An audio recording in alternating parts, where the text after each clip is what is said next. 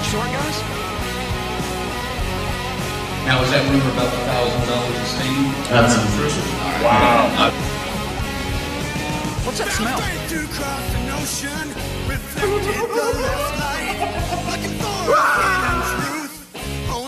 Find a fight.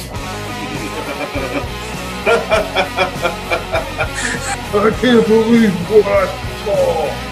Look, I'm being gay over here. Locally, I'm really.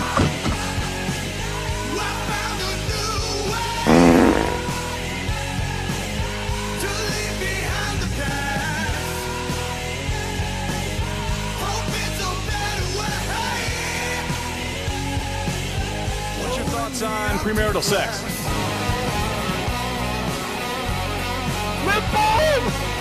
Come play with us. I'm getting the fuck out of here.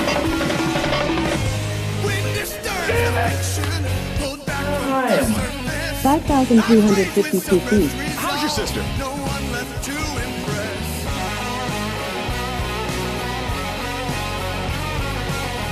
Cereal, champions, lowest cost. Fully equipped swimming pool, which we have right here. You can see we have a nice natural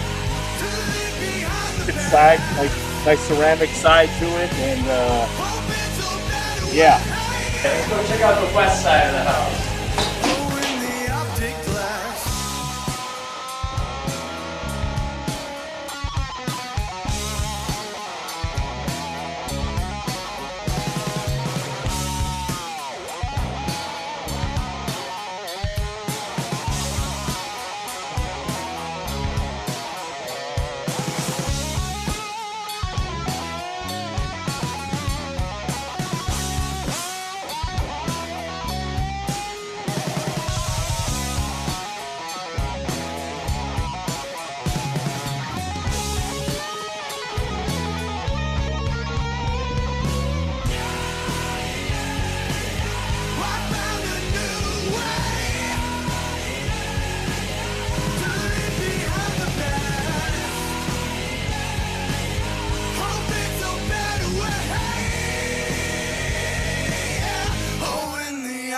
Glass.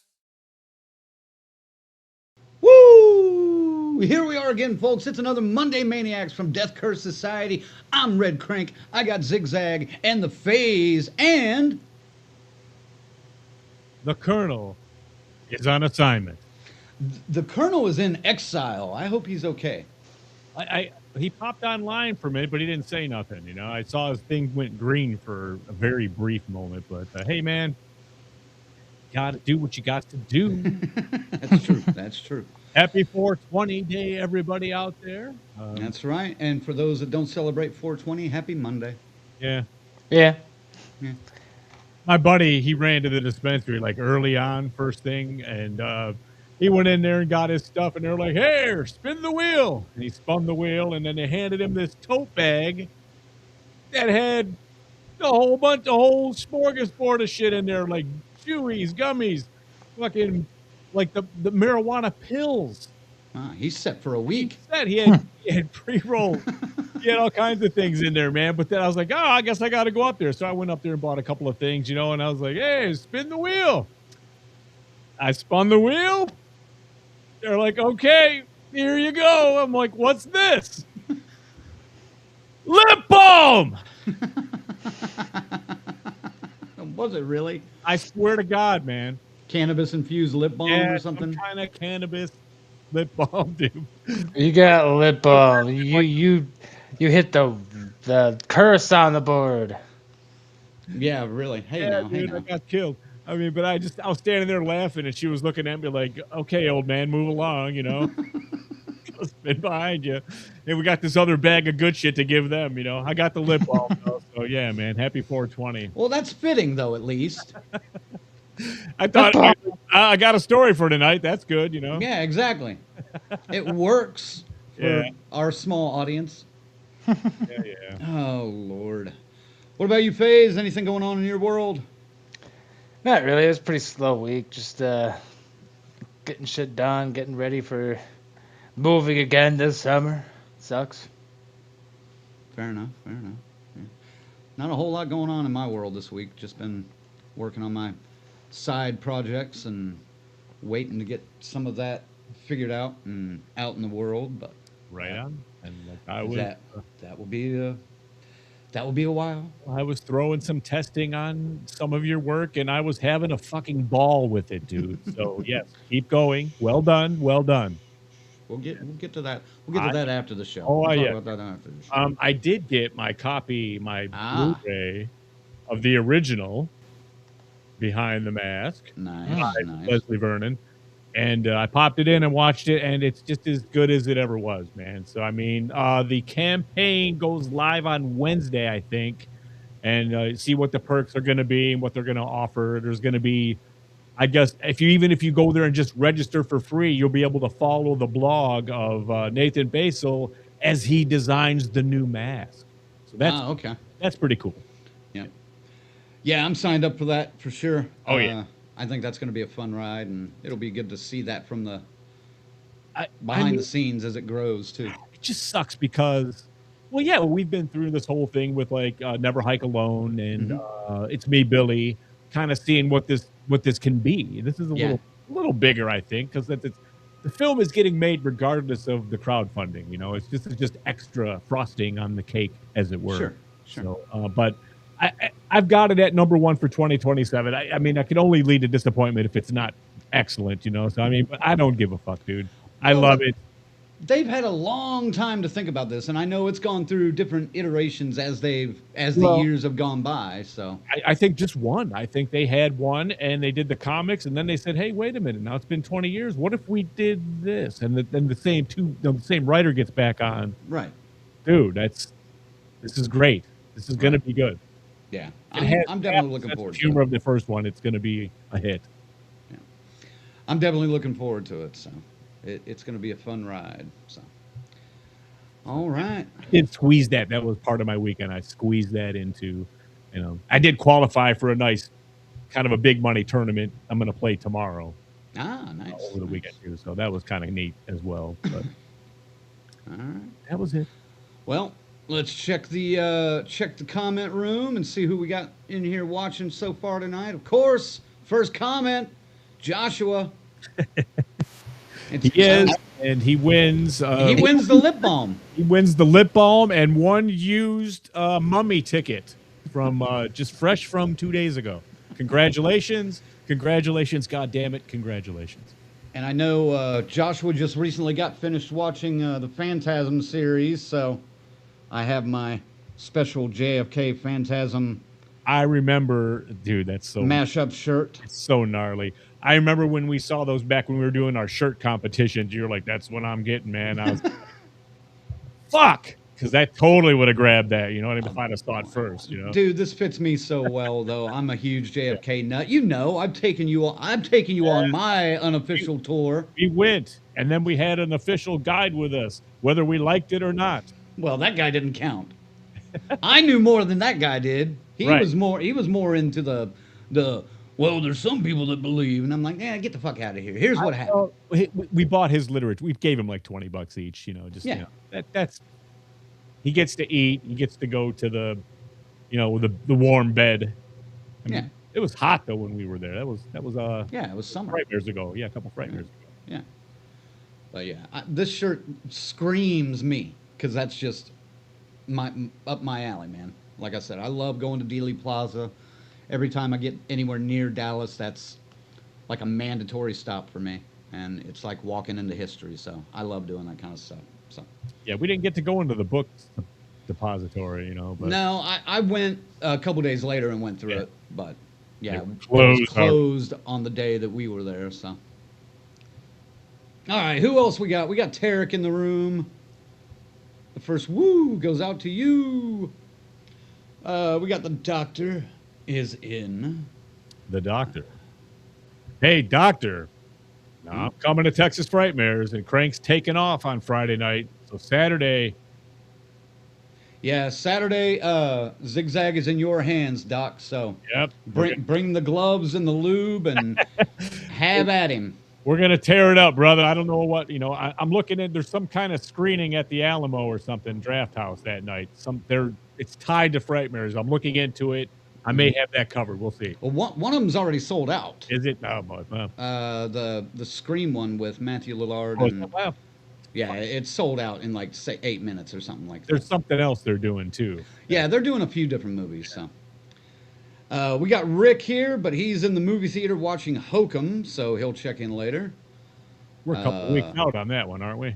Yeah, yeah. Oh, good. But this is the advanced screen. He always goes to those Monday mystery movies, and it's always something that's coming out in a couple of weeks. They have it here too, but I'm here, so I can't Right. be there. You know. I know they have it there too, but I'm here. Yeah, it's okay though. I'd rather be here. Exactly. Yeah. We got Grizzly here with the woo fish. Speaking of the woo fish, we were just talking about the shirt a little bit ago before we got on the air. We got the twins here. They have arrived. We got BD in the house. a couple of weeks out from returning to the list of. That's up to you. That's up to him, man. It is. He's expressed interest in coming back, but he's got to get his shit going, and he's right there. So it's cool, man. It's whatever. We got BK here. We got Aaron. Aaron, what's up, man? Aaron's in the house early. Paul is here. Grandma Sue's here. Grandma Sue. Yeah. Oh, thank you, Joshua. Says badass shirt crank. Yeah. I wore this just for you, man, because I knew you had just watched it. And it was on the top of my pile, so. Man, that's hardcore. He went through the whole series in one night. That is my brother. That is impressive. That is impressive. Maybe you stand with me in saying, as far as big franchises go, this story is very cohesive through 5 movies, as opposed to many of the other franchises. It's not bad. It's not bad. And we got Adam in here. What's up, Adam? All right. Got a small group, but I'm sure they're mighty. Small but mighty, as they say. Well. Oh, fuck. Some say. I do have what? thing to say. What? I came. It showed up Tuesday, of course. I'm going to come with me, folks, real quick. Hopefully this doesn't disconnect. Oh, boy. But I'm going to look at this. There it is. It's here, folks. Oh, is that Adam's? Adam Marcus sketched me Father Thomas. Nice. Nobody gave a fuck to give a guess on what it was. So there he is. Don't stare at him. You might vomit. But he joins Nicholas Jackson. And, of course, over there is... Oh, Lord. Angelo, yeah. Woo-hoo! We're spinning all over the place. Oh, good Lord. All right, that's enough of that. I'm back, yeah. Good Lord. Oh, yeah, but he did a fabulous job on it, dude. I couldn't be no. happier. I mean, it's great. It's great. Yeah, Adam, looks... I told him I was going to kiss his ass tonight, so hopefully he's watching. No, it looks good. It looks good. So... Yeah, and Joshua likes the fog that's behind you. He's seen that one, though, before, I'm sure. That's an Angelo, baby. That's my latest Angelo. Lean back. Let me get out of the way. Yeah. Hal Holbrook, look at that. Yeah. Very nice, very nice. Another Angelo creation. I'll probably be appearing on a shirt here sooner or later, and you'll be able to get a print yourself if you're so inclined. That is true. We got to get some good photos. Some good pictures. We'll work on that. We're discovering it's very difficult to get good photography of paintings. Of paintings, yes. Yeah. There's all kinds of reflections and shit. It's not as easy. Not as easy as people would think, no. Tarek says, shaky cam. I thought Zag was filming another Bourne movie for a second. Yes. No, I had to show off the Adam Marcus original there. This guy, it's almost not fair that a guy like this has this much fucking talent. I mean, he's a director. He makes great movies. He's a writer. He can fucking draw. I mean... He's a karaoke badass. Dude. And yeah. And he's just an overall nice guy. Nice that guy. helps. Genuine dude to the stitches, man. Hail, Adam Marcus. And just fabulous job, dude. Love it. Fucking love it. All righty, gang. Well, I'm going to hit the button and let you guys take it away. You know what's coming. Woo. Go ahead, FaZe. He's muted. I got it. Your final girls and guys. C-Phase, Luke Knudsen, the Muffinator, Tyrone, Wonder why I was muted. We got our Crazy Ralphs, Bell's Fancy Creations, Dr. Smiley, Grizzly Impala, Morgan Cryptor, Joshua, Raymond, Allen, Twisted Twinning, and Whole Damn Enchilada Pod. Camp counselors Adam, Christy, Lou, S. Michael, Jim and Rachel, Stacy Lynn, Orlando, Angie, Chuck Schick, Dave, Carl, Patricia, Kristen, JJ, and Gordon the dog. Oh, yeah. Shout out to Indy. Yeah. No. Don't start bringing that damn dog's name up again. Hey, stop it. They're clapping for Indy, see? No, they're not. Yeah. Yes, thank you to our members, of course, out there. And if you want to become a member and help support the DCS, head on over to deathcursesociety.com, hit the membership tier, and you know the rest. Just do it. Everybody's got a goddamn Patreon thing. You're supporting what you like. That's what we're doing. Yeah. If you like us, go ahead. If you don't, it's all right. It's cool. It's cool. But privileges and benefits bestowed upon thee for doing such. So thank you, goddammit, thank you. Oh, Lord. All right. Well, let's see. Oh, yeah. Is it time? I suppose. I think we were already had a strike against us when we announced the running time of this film with Faye. So 2 hours and 19 minutes. So this is already a honking pile. Well, Sinners is that long, so I can't just judge it by its runtime. You never know. But luckily, folks, there is very little, if any, computer use in this, so we won't be going down that rabbit hole tonight. But I don't think, anyway. Yeah, right. But yeah, tonight our review is on The Mummy, Lee Cronin's The Mummy, to be exact. Cronin's The Mummy. Yes, I have to emphasize that. Presented by Blumhouse. That title card was a little weird because it also said The Lee Cronin's Mummy. I don't know if you noticed that. Jacked it up, It looked stupid, so it's like, really? The Lee Cronin's Mummy? It wasn't like that on the poster there, like it showed. No. Yeah. I don't know just what how you're it looked talking on about, at the beginning of the movie. When I know what he means, but yeah, it was just the way they stacked it. It was in between some. It was between the letters. It was stupid. Yeah. Okay. So he's already hating on it, folks. That's where this is going. That's where we're going with this one. All right. Why the fuck did they call it The Mummy? I mean, this is basically my anticipation of marketing, because they're like, oh, it doesn't have anything to do with the original Mummy. Then why the fuck are you fucking calling it The Mummy? Like, already I'm pissed. I haven't even seen this movie because he called it The Mummy. Does it have a mummy? Does it have a mummy in it? Does it have a mummy in it? Did you watch it? Kind of. I'm just asking. Does it have a mummy in it? Kind of. It's questionable. I mean, not in the traditional sense. But that doesn't make it not an interesting story anyway. I'm not dogging on the story. This is purely before I watched the movie. The story I'm just being has its merits. Yes. Okay. There you go. All right. Well, since we jumped into anticipation marketing. Right. The synopsis, folks, set between Egypt and the United States, The Mummy follows journalist Charlie Cannon and his family after their daughter Katie is abducted during a trip to Cairo. 8 years later, Katie is discovered alive, sealed inside a sarcophagus, and wrapped in ancient bindings designed to contain a demonic entity known as the Nazarenian. So, there we go. Ziggy, anticipation and marketing. Go ahead. This is one of the trailers that we've got absolutely bludgeoned with. Every movie we went to, they ran this one. Oh, yeah. Blumhouse be like that. Yep. Blumhouse be Blumhousing. But I heard things, and then I heard that they had deliberate ties to the classics, the old ones, and then they said, well, this movie's so original and standalone, we don't need that. So they got rid of all that. They got that out of there before it got to what we saw. Mm-hmm. So I don't know, man, because I kind of wanted to see an updated modern version. I thought, okay, you go right back to The Invisible Man, and what a great job they did with that.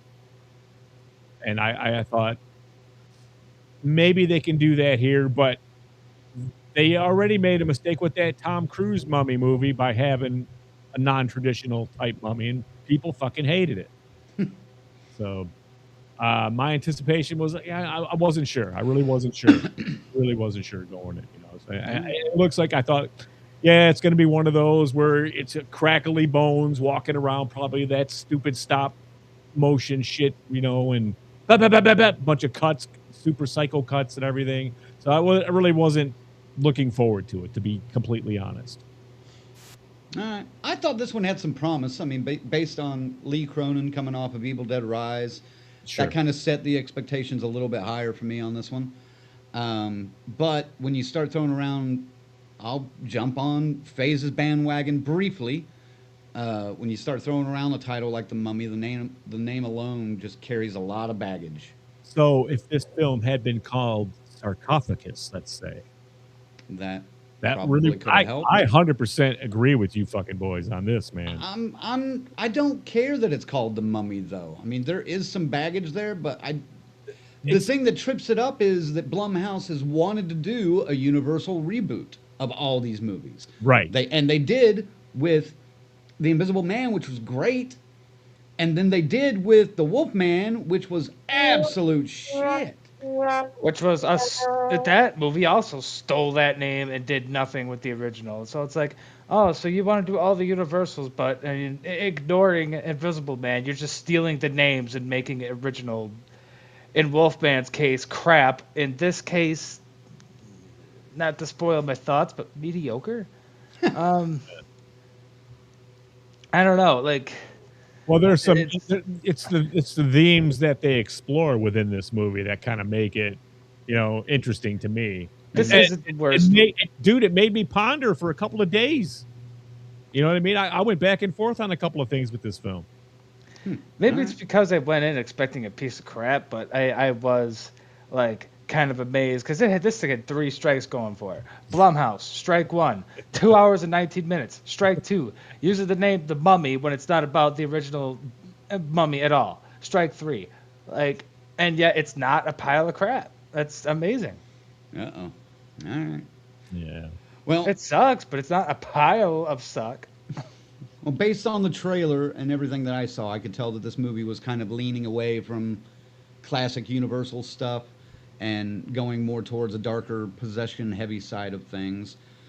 The trailer and even the poster a little bit tried to market this as like a brutal modern reimagining, something more disturbing and, you know, nightmare fuel, but it also never really kind of clarified, is it a possession movie, a creature feature, or a family trauma story, or all three? And that lack of clarity kind of sometimes can be intriguing, but for this one, it kind of should have been a red flag, I think.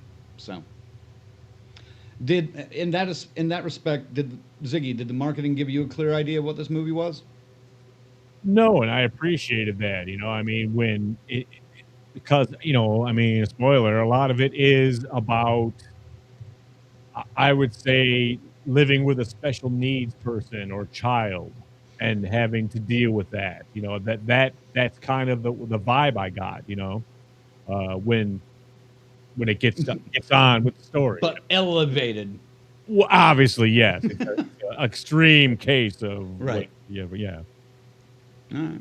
So yeah, I mean, that's what I mean. It touches on some things. I think it hits the right notes, but there's a lot in between that's not that good. What about you, FaZe? Did marketing give you any kind of clear idea what to expect? Not really. I mean, I was too blinded by the 3 things that I just listed where I really didn't give a shit. I mean, I told myself that I knew what to expect just based on the Blumhouse aspect alone. So just, you know, I don't take these fucking things seriously with that name attached to it, you know. You know, every time their stupid logo pops up. I flip off the screen every time. My friend laughed at me.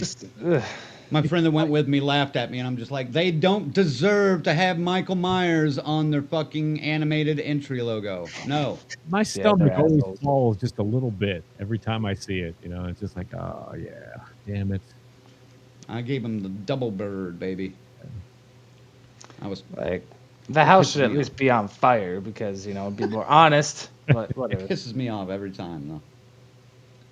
All right, moving on to initial thoughts coming out of the theater, and I'll ask you guys straight up: how'd you like the new Evil Dead movie?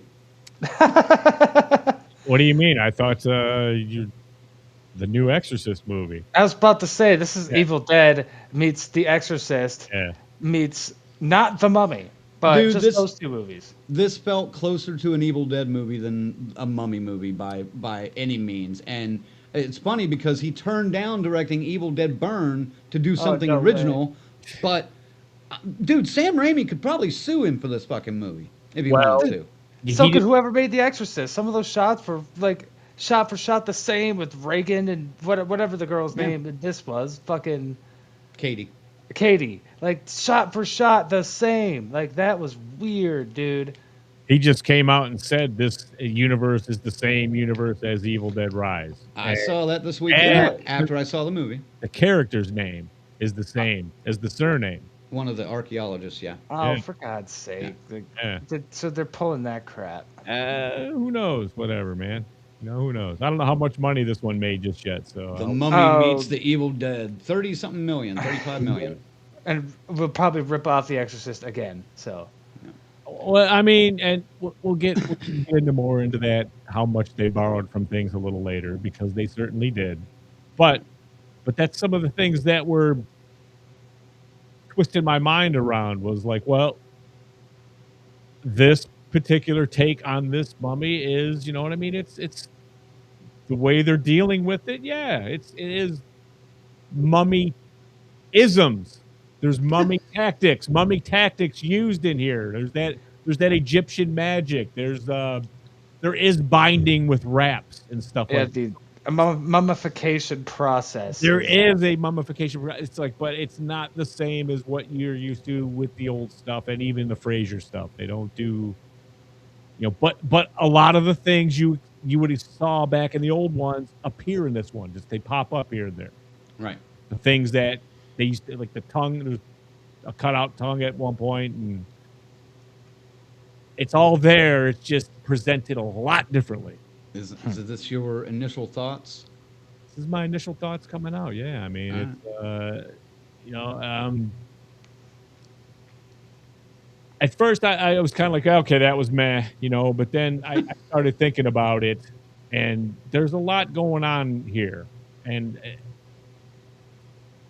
I don't know, man. I almost want to see it again, and it's rare, but I don't really want to, but I know there's things that would be noticed. But I just kind of dig the blending of taking a family that's starting to fall apart, and then this demon. That's kind of what it does. It destroys families. That's what its metaphor is, or its whole motive is, and so it does work on these levels. So you just have to. Again, it comes down to that fucking title. If it wasn't called The Mummy, I think this would have been a pretty cool original movie. I'm not sold on that point yet, but I will say, you know, this is one of those movies where like your initial reaction and reaction to it in general is going to depend on how heavily you buy into the tone, and I didn't.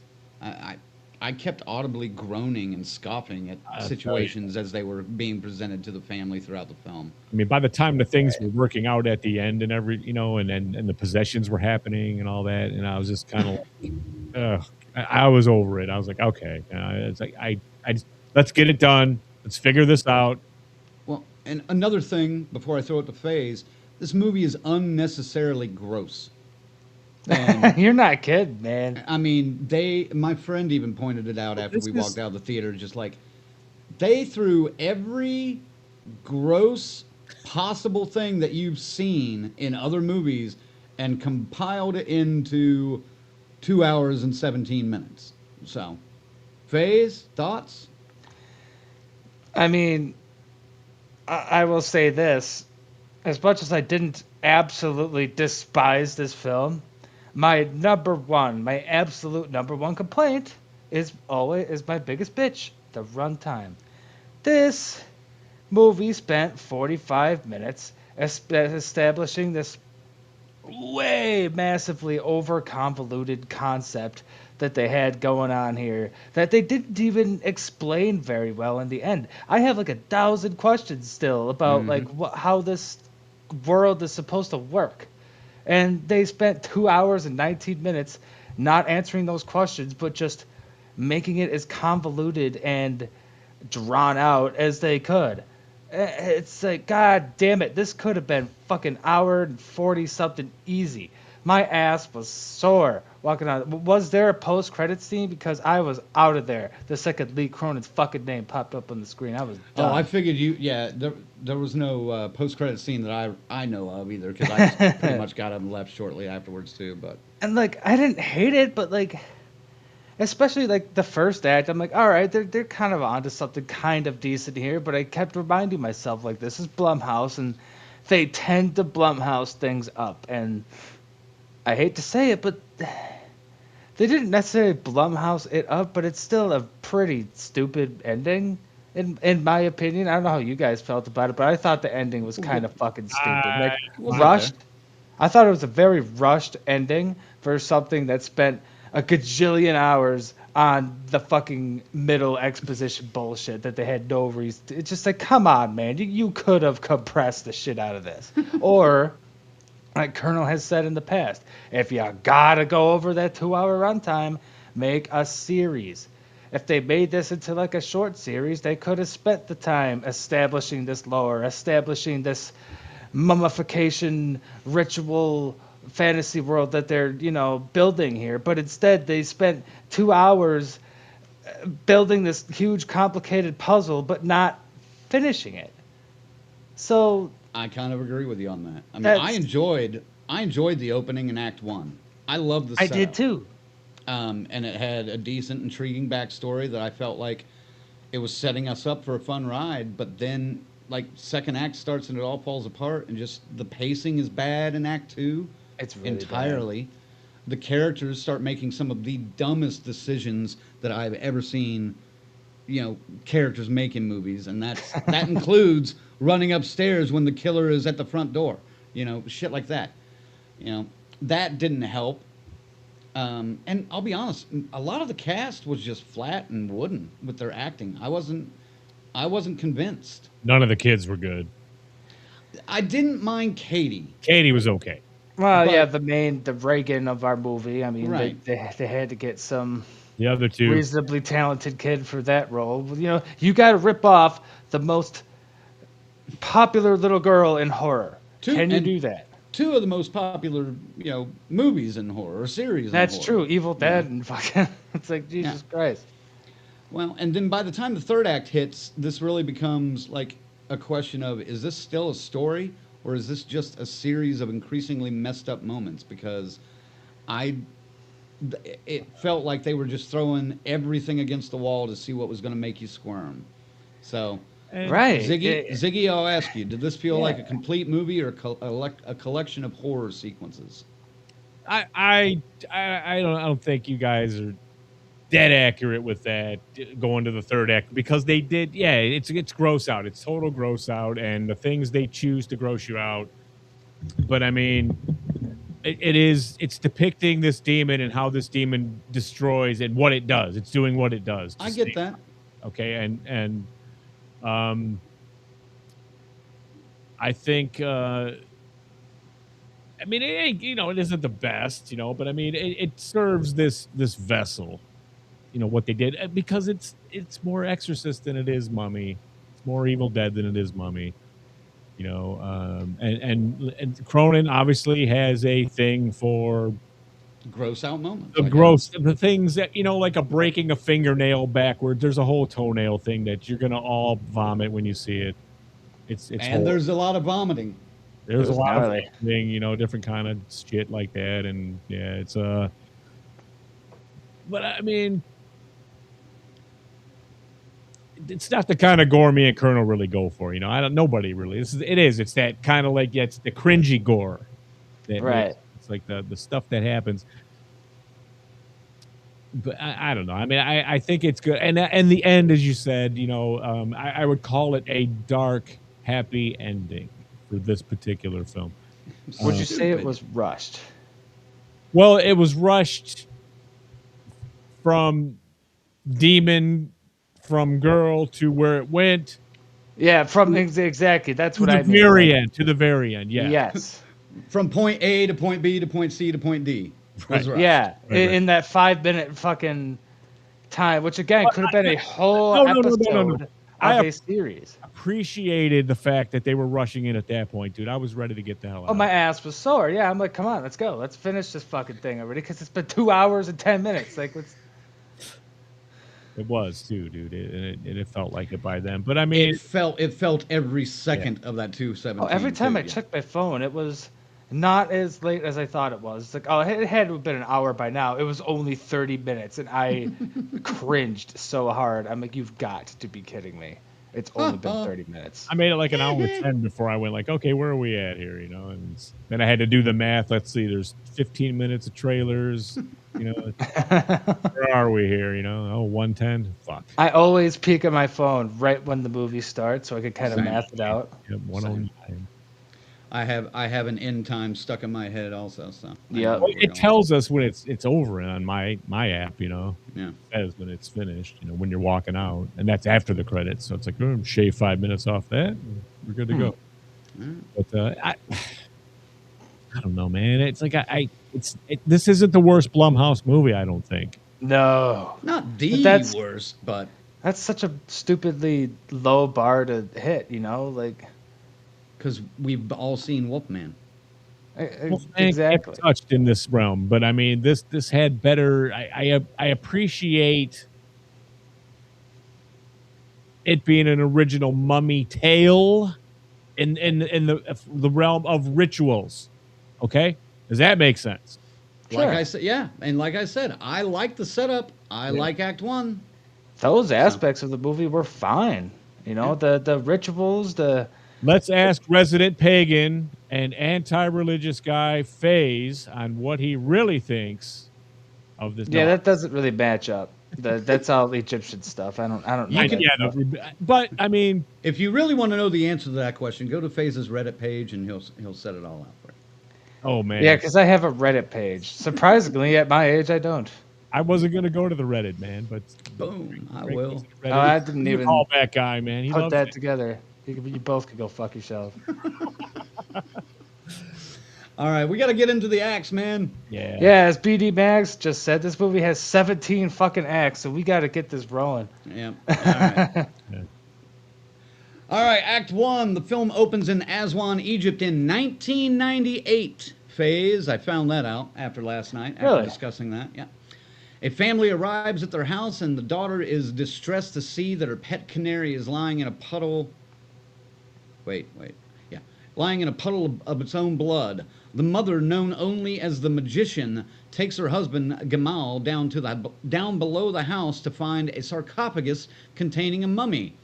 Gamal asks if it is awakened, and the creature inside shrieks awake. The hook used to raise the lid snaps off and snags into Gamal's jaw, killing him. Elsewhere, in Cairo, journalist Charlie Cannon, played by Jack Rayner, is covering stories in the area along with his pregnant wife Larissa and children Katie and Sebastian. Katie goes outside where she usually meets with another girl named Layla. The magician then appears on the other side of the family's fence and gives Katie a nectarine. A scarab breaks out of the fruit and crawls into Katie's mouth. Meanwhile, Charlie runs outside to discover Katie is missing. He goes into the streets just as a huge sandstorm breaks out, and he sees the magician carrying Katie. Charlie is unable to catch up to them before they disappear from his sight. Very much Raiders of the Lost Ark style when he's chasing Marion around. There was a little sense of that I could see, yeah. I didn't catch that, but you're totally right. Charlie and Larissa take their case to the authorities, meeting Detective Dahlia and her superior officer. Charlie overhears the superior telling Dahlia in Egyptian that he suspects that they had something to do with Katie's disappearance and are covering it up. Charlie angrily disputes this and demands help. Flash to 8 years later. The Cannons are back in Albuquerque with a teenage Sebastian and their youngest daughter Maud, along with Larissa's mother Carmen. They have avoided traveling since then after what happened to Katie, and Sebastian is tired of his parents not being able to discuss it. Somewhere in Egypt, a teen on a bike sees a plane crashing in the woods. Amidst the wreckage and corpses of the pilots is a sarcophagus, the same one the magician was guarding. 2 archaeologists recover the sarcophagus and open it.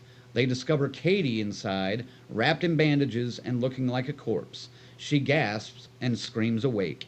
End of Act 1. Like I said, I kind of liked the Act 1 setup. I was really into I thought what they were getting ready to do. But then the rest of the movie happens and it lost me. But this was the part of the movie that actually felt structured and had purpose, even though it bounced around a lot. I mean, we start in one section of Egypt, we go to another section of Egypt, we go to fucking Albuquerque. Shout out Albuquerque. Yeah, shout out. And then we go back to Egypt. Like what the fuck? FaZe, tell me what you liked about Act 1, if anything. I mean, that's just the part of the movie that I liked pretty much at all. I mean, some parts of Act 2 are okay, but I was enjoying it because I'm like, all right, we're actually kind of setting something up here. Like, and I by the point that you just ended, Act 1 there, I was very interested in where we were going, even though I was a little confused, like, not at this time, but it's really weird that the sarcophagus was on an airplane. But that's not really a point to make until later. They kind of explain that later. Did they? I must have missed that or was too bored to. But phased out. Well, I know why they were transporting it, just why and how on an airplane is my question. Well, they sort of explained it. Did they? Okay, I must have. I didn't catch the part where they stole an airplane. But anyway, I was kind of I really like the dust storm. Mm-hmm. That whole thing. Like, I've never been in a sandstorm or dust storm, whatever you call it, but it seemed pretty realistic. I don't know, but that was pretty cool. And like the guy, running after that lady, but he just gets surrounded by sand. You can't see your fucking hand in front of your face. Like, I thought they did a pretty good job at like kind of capturing that. That would be a pretty fucked up situation to be in. I'm not a father, but I could kind of try to put myself in those shoes. You should have gone to see, I think it was Superman when I was in Albuquerque a couple years ago. I never did see that. There was a huge sandstorm that was coming in on that south side of Albuquerque when I was down there, but it ended up thinning out a little bit but you could see it off in the distance. It was intense, dude. Mm-hmm. And people were like freaking out at the shopping center that I was going to where this movie theater was. It was crazy. That sounds cool. Yeah. Ziggy, same kind of, tell me what you thought about Act 1, but also, did this Egyptian curse seem too cliche, or did the originality of it and the opening allow this familiar setup to feel fresh at all? Yeah, that's exactly it, because like they're telling you right away, oh, there's no mummy. There's not going to be a mummy. You're pretty much figured out that somehow Katie's going to be possessed by Katie's a mummy. Yeah. Katie is a mummy. She may not be, right. wrapped in toilet paper. And I'm actually with you. Right. But she's a fucking mummy. It's the ritual of it, and then what they're doing here is they kind of twist it to where it's a binding spell. Yeah. Right. It's a mummy, but there's a demon involved. Right. It's just a containment thing, which Crank is going to explain here in the next act. Well, I think that's a little more. Well, I don't know where Act 2 and 3 are actually about the split. That's probably 3. Yeah, I mean it's right there. It's yeah. Act 2 is pretty much them trying to deal with fucking mummy in the house.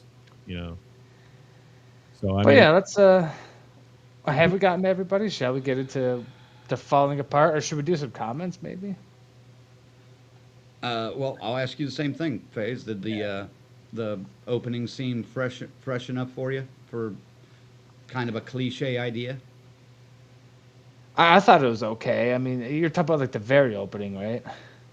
Yeah. Like with the bird and everything. Yeah, I mean, it got me. I kind of like the set. You know, I really like that pyramid in the middle of that room and that basement. I thought that looked really cool. But, you know, I mean, I was preparing myself for having a sore ass 2.5 hours later.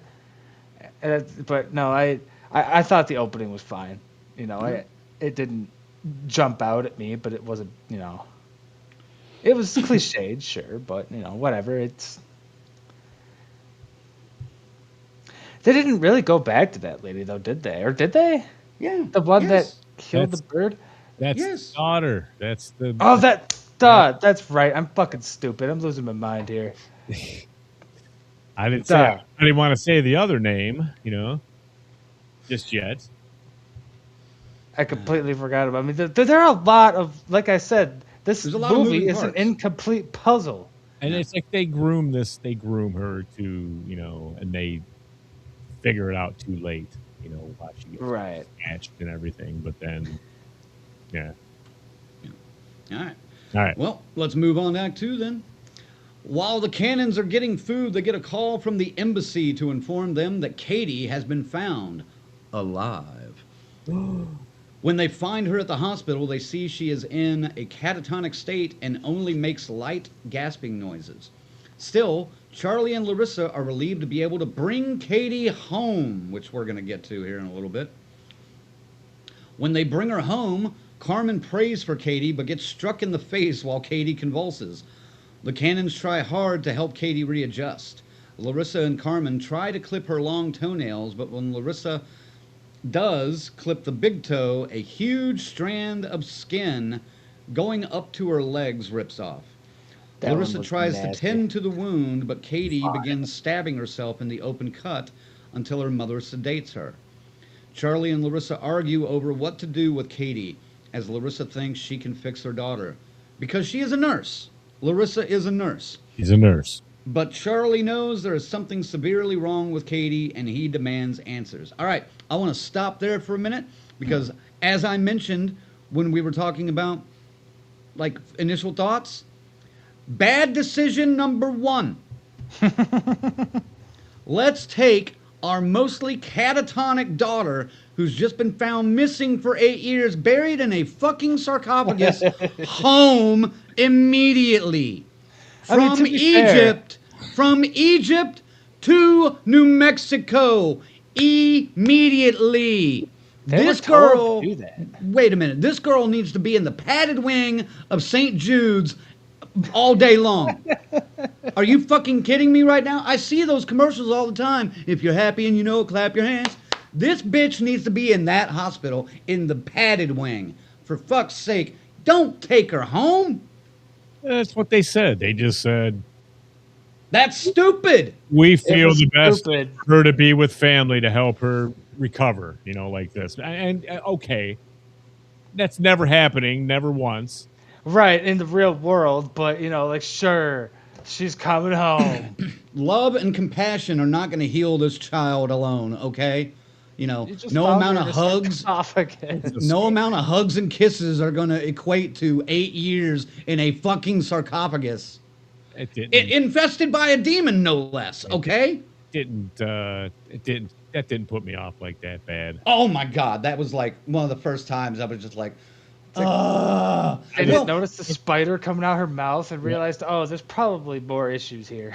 Okay, this is you know, that's that kind of movie. Let's go. Here we go. You know, okay. Go with it. You know. All right, and bad decision number 2 before I let you guys take over here. Even though she's a nurse, I get it. She's a nurse. She talks about changing like 21 catheters in 12-hour shift. Ooh, good for you. Larissa should not have felt that confident taking care of Katie, especially since they really have no idea what's wrong with her in the first place. Okay? Dude, if she skinned her knee in a skateboarding accident, yeah, I bet any nurse could take care of her. But, again, 8 years, sarcophagus, demon, No fucking idea. No.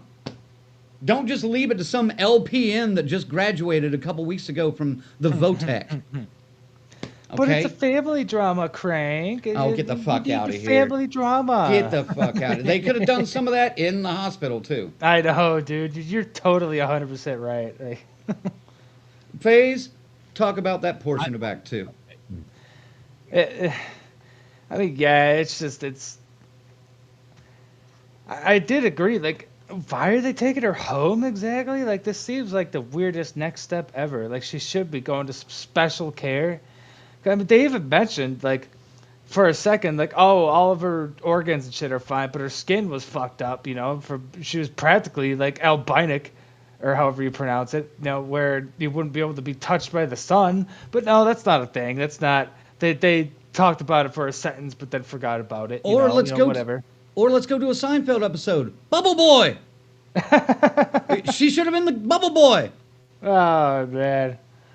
But dude, go it's ahead. like, This is just... yeah. It was like, I get it. They were forcing it for the family drama, but yeah, I mean, because there are a lot of moments with logic. All of it hinges on that, because he's like, this ain't working, we got to get her real help, and then she's like, absolutely not, and then she sees some fucked up shit, and then she's the one going, well, okay, she's got to go, you know, and then it's too late by then, you know.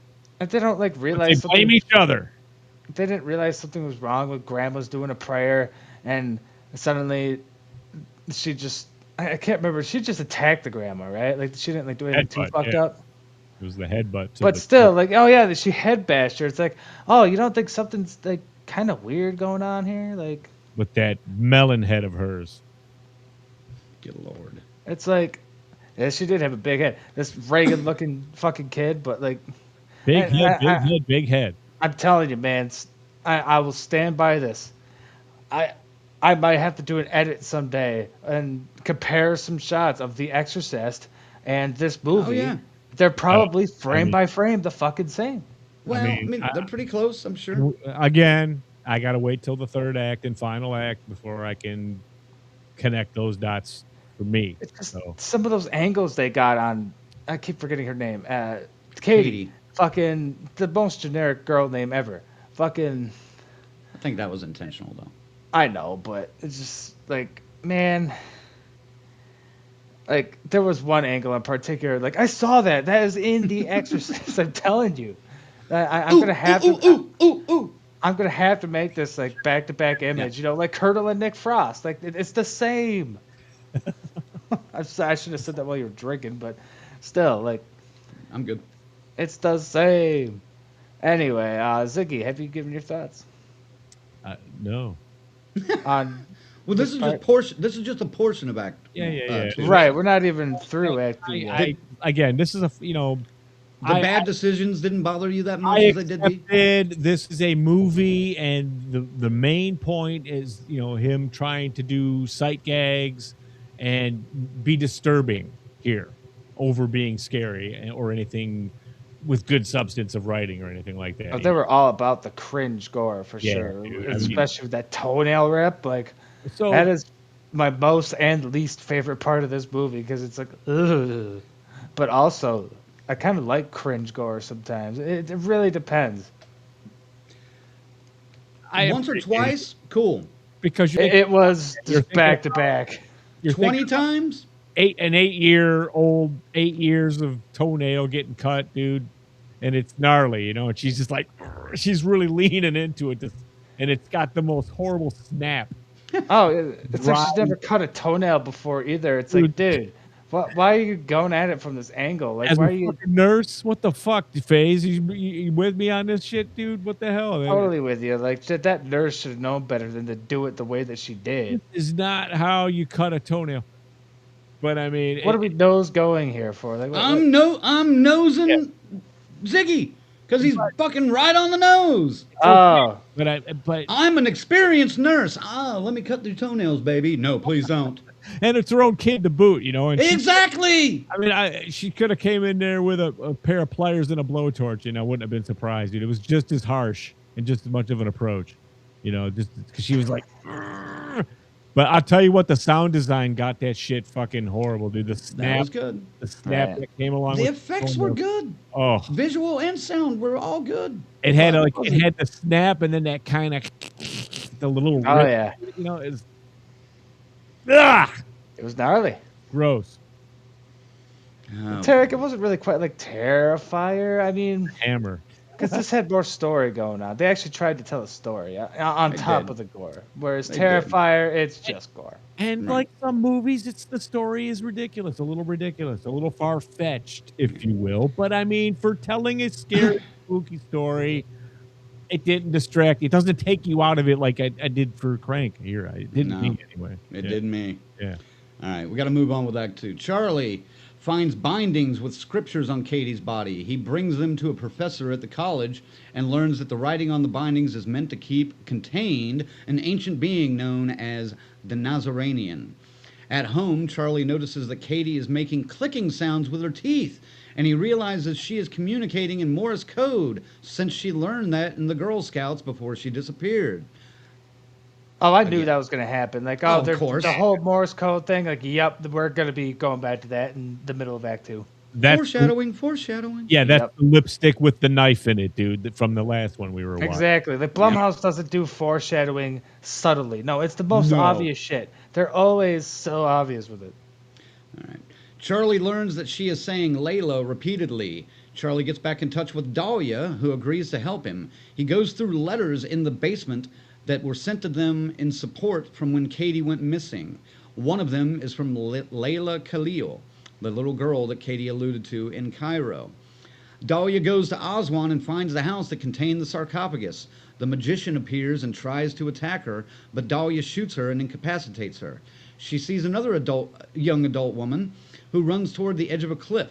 The woman is an adult Layla who has had her tongue cut out by the magician when she tried to reveal the truth about Katie.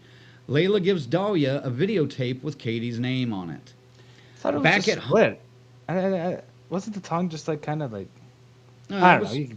It was Oh, it was snipped Was out. it? Okay. Yeah. I don't know. I didn't see it right. because she had to stick it way out, but it was only like, you know. Oh, okay. I Tried to wasn't speak seeing one. it right then. Tried to speak I one. thought they did like the snake thing that some people do, where they like cut it in half. Like I don't know. No. It was meant to silence her. Yeah, And that makes more sense. That's what they did back in the old movies. Right. Even in the Old Testament. Even in the Brendan Fraser one, he gets his tongue cut out. So, I mean... All right, back at home, the Nazarenian starts to extend its hold against the rest of the family. It possesses Maud to swear at her teacher, leading Charlie to go get her from school. When Carmen tries to pray for Katie, she bites her grandmother's hand. The Nazarenian then makes Carmen's cross necklace wrap around her neck before throwing her out the window. She lands on Charlie's car just as he arrives, and Carmen is promptly devoured by coyotes. How convenient. Yeah. The family... Those were not coyotes, by the way, but go on. Omen. It was the Omen again. Whatever. Yeah, they borrowed from the Omen for that. Yeah. The family holds a wake for Carmen. The Nazarenian possesses Sebastian to free Katie from her room. Maud rips out the rest of her baby teeth and then takes Carmen's dentures out, flashing a bloody smile at her parents. Katie eventually comes down through the ceiling and attacks the preacher by biting his ear off and then jumping into the casket where Carmen's body spills out in front of a mortified Larissa. Katie then bites into Carmen's neck and drinks the embalming fluid, even licking some of it off the floor where it spills. Later that night, Dahlia arrives at their door with the videotape. End Act 2. Now, for me, this is where the movie really starts to fucking fall apart. It's a little messy. I mean, well, messy, but they really slap you with a bunch of gross gags and stuff. You know, the whole, and it's mortifying. You know, the idea of you're at your mom's funeral and you know, I mean, so I get what they're going for, but I don't know, man. Cognetti kind of did the same thing in Hell House, but it was way more effective. Speaking of the wake that you just mentioned at the house, bad decision number 3. Let's invite our friends and family over to the place where our matriarch just killed herself, not to mention with a dangerous possessed child, for a wake. Discuss. Go Again, ahead. to tell the story, this guy's like, "Fuck it, I'm making this shit up." And in this world, wakes are back at the house where the In death. this world, the people are that fucking stupid. Yes, And like, by the way, we got a possessed, dangerous daughter right upstairs. Let's invite the whole fucking family and all these people. Bring the neighborhood in. Come Let's on. bring everybody here. Like at that point, I'm like, all right, this is the stupidest fucking protagonist in the world. But being the father, I kind of consider him the main protagonist. you know, the bite in the neck and everything, and the embalming fluid leaking out. That was wild. I had never seen that before. Yeah. Yeah, so that was kind of like, okay, they're going for it. You know? Oh, they definitely went for it, but they focused on that a little more than cleaning up the script a little bit. And yeah, I just think he thought that these gags were going to be like, you know what, people are going to be so fucking shocked out that they're not even going to notice that these plot holes and stuff, you know. not even going to follow the story at all. Yeah. Wrong. Look at this guy. You know, if you wanted to make a gore fest, make gore fest. But why did it have to be 2 hours and 19 minutes of pointless, poorly connected story? How long was Terrifier 2 or 3? Oh, they were all too long. 2 was like way over 2 hours long. I fucking hate that thing. 214, 220, 224, something like that. 221, 224, something like that. I mean, that is like one of my biggest bitches right there. I've never ever seen Terrifier 2 in one sitting. Like that's how you would feel after getting about an hour and a half into it. Oh god, is it over? Oh, yeah, god. right. Like exactly. Like just I watched it twice in the theater. fucking brain dead. Oh like, god, once in the theater was enough. Yeah. Anyway, go on with Act 2 phase.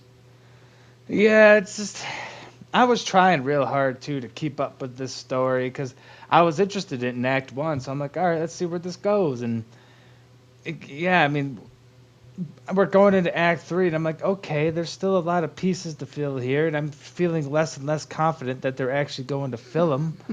Right, because they hadn't actually watched the video yet, and there was like, that's when Act 3 begins. It's like, you need to see this.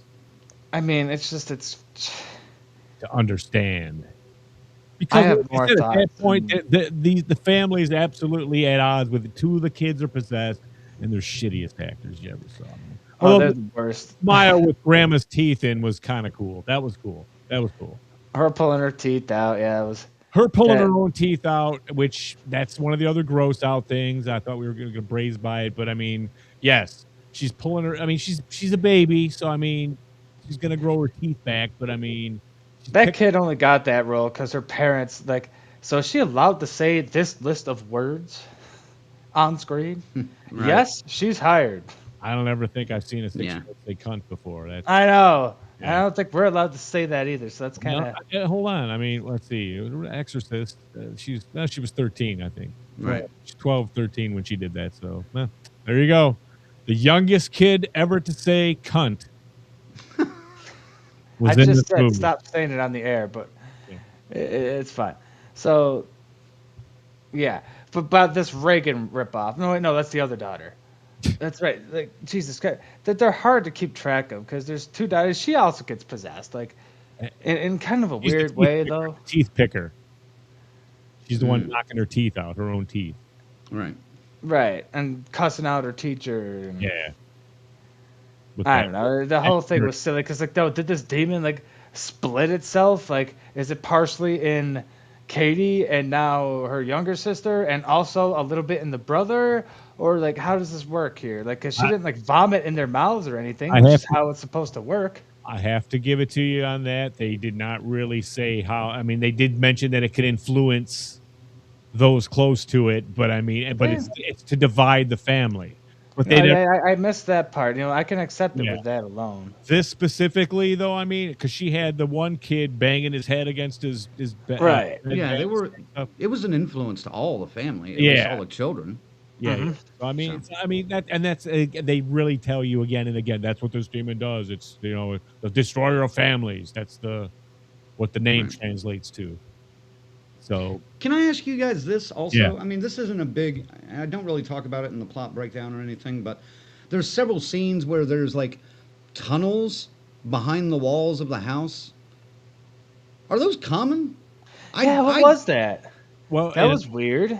Well, that's in New Mexico. That's like Jeff and Beth. We have to ask them. Or Dr. Smiley, do you have like crawl spaces that are kind of like that are tall enough for a full adult person to run through? A 2 by 3 foot door that you can open up and get into this crawl space that leads to the other side of the house? Anybody from New Mexico, can they verify this? That seemed like something you would customize yourself in your house. Like you buy a house, you realize, oh, there's all this room inside these walls here. What if I cut out a crawl space and now there's this skinny hallway between But they the even had master shit bedroom stored and- in there. Yeah. They did have shit stored in there. Like, it was weird. But, like, if you have all that space inside your walls, might as well cut open a little crawl space. But that is not, at least, it's been a long time since I took construction class in high school, but that's not really typical house building. This wasn't style. really a basement, Dr. Smiley. This was more like on the first level of the house. It'd be in the corner. This was on the second level. Yeah, of it was the on the house. second level. It was upstairs. Both levels. There'd be a little door behind they'd have a dresser and they'd move it out of the way and there'd be a little metal door. It'd lead to the other side of the fucking house. It was bizarre. But this is like the second thing now. I mean, Sydney's house had the same kind of thing in Scream. Sydney's house had the same kind of thing in Scream. Exactly. Yeah. But and that was supposed to be in Texas. I live near Texas. They don't build houses like that. Not very often. The Texas one was a full-on, this was more like the alien air shaft. You know what I mean? They were crawling through it, and they did the Scooby-Doo where the mummy was running back and forth and everything. Well, and then They Will Kill You also had the crawl spaces. Now, that one made a little more sense because it was a demonic hotel and they needed access to all the rooms. But that was kind of spelled out in the plot. But, yeah, this... I don't know, man. It was weird. Nope. Let's see. Most common. Blah blah blah. No how. Yeah, you can build it if you want to, but that's the thing. This has been. It was weird. Yeah, it didn't seem like it fit anywhere except in this. They needed it for this particular. You know what I want to shoot? I want to get this really crawl space, hard to move around area, and. Yeah, and who in their right mind in this day and age is going to swap those kind of crawl spaces for, I don't know, additional square fucking footage that you can put on your house? You know what I mean? Right, like extend a room or something. Like it's strange. I mean, it's convenient for a fucking horror movie. It's convenient. There we go. It's fucking convenient. There's a lot of convenient bullshit in this movie, if we're being real here. Anything else on Act 2? I say you let it go, man. You just follow along and just go for the fucking scares and the tense, loud music. I would be much more willing to let it go if I didn't have to sit through all this story, attempting, not successfully, but attempting to make it flow right. But no, instead, it's 2 hours and 19 minutes of nonsense. So that's why I'm happy to bitch about these logistics, because they want me to. If they didn't want me to, they would have made it shorter. At least that's my bitch. There's a good thought right there. All right, anything else on Act 2? No. All right, moving on to Act 3 then. All right, Dahlia's videotape that she brings to the cannons depicts the magician explaining what the Nazarenian is and how her family has been tasked with keeping it asleep for centuries. The process involves removing the demon from a spent vessel into a fresh body, particularly children, since their bodies can last longer. Despite Charlie not wanting to finish the tape, Larissa insists, so they witness the ritual where Katie was possessed by the Nazarenian. Oh. Katie uses the hypnotized Sebastian to remove more bindings from her skin, allowing the Nazarenian to unleash its full power. It attacks the rest of the family, headbutting Charlie and also forcing a scorpion into Dahlia's throat, which punctures a hole through her neck. I'm telling you, man, the Nazarenian and Pazuzu would be like best friends here. Nazarenian versus Pazuzu. Who wins? Go. Exactly. Pazuzu? Pazuzu. Yeah. All right. I've never met the Nazarenian. We've met Pazuzu. She's lovely. Fair enough. She's lovely. She knits socks in hell or something like that. I can't remember. Your mother knit socks in hell. Yeah, that's what it is. That's what it is. All right. It attacks the rest of the family. I read that. Punctures a hole through her neck. Charlie manages to get Katie down while Dahlia has to stick her finger in her throat in order to say the incantation. I like that. But, hey, everybody, it's me. I've been smoking for 45 years. It's coming right for us. Hey, it's coming right for us. Please beat me to it. I'm Yep. sorry, I had to steal it. But that I knew it bothered was coming. me. I was bothered. Now, there's two sides to this. Her doing the incantation, right? Because it's like, wow, she watched this tape probably twice max, maybe 3 times. She already has this entire incantation memorized? Oh, some people are smart like that, FaZe. Nah, That's true. I think I get that she understands the language. she studied but- this case. This case, you were supposed to get the sense that she never let go of it. That's what this is. She would have had to watch that tape like 10 times and just really memorize that. And it's not like she planned on doing the ritual. So it's like, it was a last minute like thing. And she just happened to have it perfectly memorized in her noggin. Well, let me finish Act 3. Yeah, go ahead and we'll- finish, Crank. Sorry.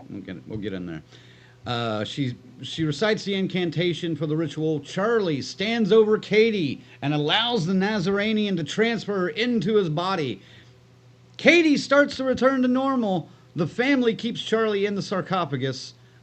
Oh, wait a minute. Time out. The family, let me say this again. Meanwhile, Oh, shit. The I- family, FaZe just phased his goddamn self. I knocked a cable. I have to fix it. While FaZe comes back, I'll continue to read this. Meanwhile, the family keeps Charlie in a wooden crate in the basement where he taps "I love you" in Morse code. Katie starts to bond with her siblings while Larissa contacts Dahlia, still recovering, and says they need to talk about Charlie. The magician is shown to be imprisoned in a cell, and Larissa shows up and forcibly jabs her with a sedative, then says she knows the woman recognizes her face and whose mother she is. Dahlia wheels in the possessed Charlie, and they proceed to reenact the ritual so that the magician may become the Nazarenians' permanent host. The end. Roll credits. Fuck you, Lee Cronin, for Evil Dead 7. Ziggy, go ahead. Act 3. What do you got? First of all, they completely took the ending. It's the ending to The Exorcist. I mean, now they even had a giant window there. I went, dude, if he jumps out of this fucking window and falls down the stairs, I'm fucking throwing something at the screen. You know, something's going on here. I'm getting pissed. But it doesn't happen like that, as Crank said. He takes the demon though and kind of apologizes to the wife and everything. But then here's the shit that started fucking with me the last couple days about this. Who's really this family that's containing this demon for 2,000 years? Are they really the bad guys? I mean, yes, they're taking kids and stuff. I mean, and it's heart-wrenching watching the ritual happen to Katie. Sure. That's rough watch, dude. Sure. And one of the better acted scenes, though, in the movie. Yes. It actually is, yeah. And but that started messing with me. Like, wow, they're actually keeping this fucking demon at bay at the cost of, you know, random people every 70 years, right, or 80 years, and so that started fucking with me a little bit, man. You know what I mean? So I was like, you know what? He got me thinking about this fucking movie, and I don't want to. You know, there's a bit of a moral dilemma in the film, but yeah, you gotta. Well, I mean, because the ending basically kind of. I mean, the magician's not going to live forever. So what the fuck's going to happen in that padded room whenever she dies? They're not going to stick her in a padded room. They're going to stick her with their family. Haven't you seen this movie? Send her home, man. Yeah. She's going send home. her home. She's fine. She's going home to her parents and her kids. Put one of those trackers on her ankle and just send her home for house arrest. She's fine. Yeah, exactly. I mean, but like, dude, this ending. That this is, as a writer, one of the biggest pieces of advice you could ever give or get is figure out your ending before you do anything else. These people did not have their ending figured out at all. Or if they did, and it got changed and changed and changed to fuck. Because there's no fucking way that this is the ending they had in mind when writing the rest of this fucking film. It's just so rushed.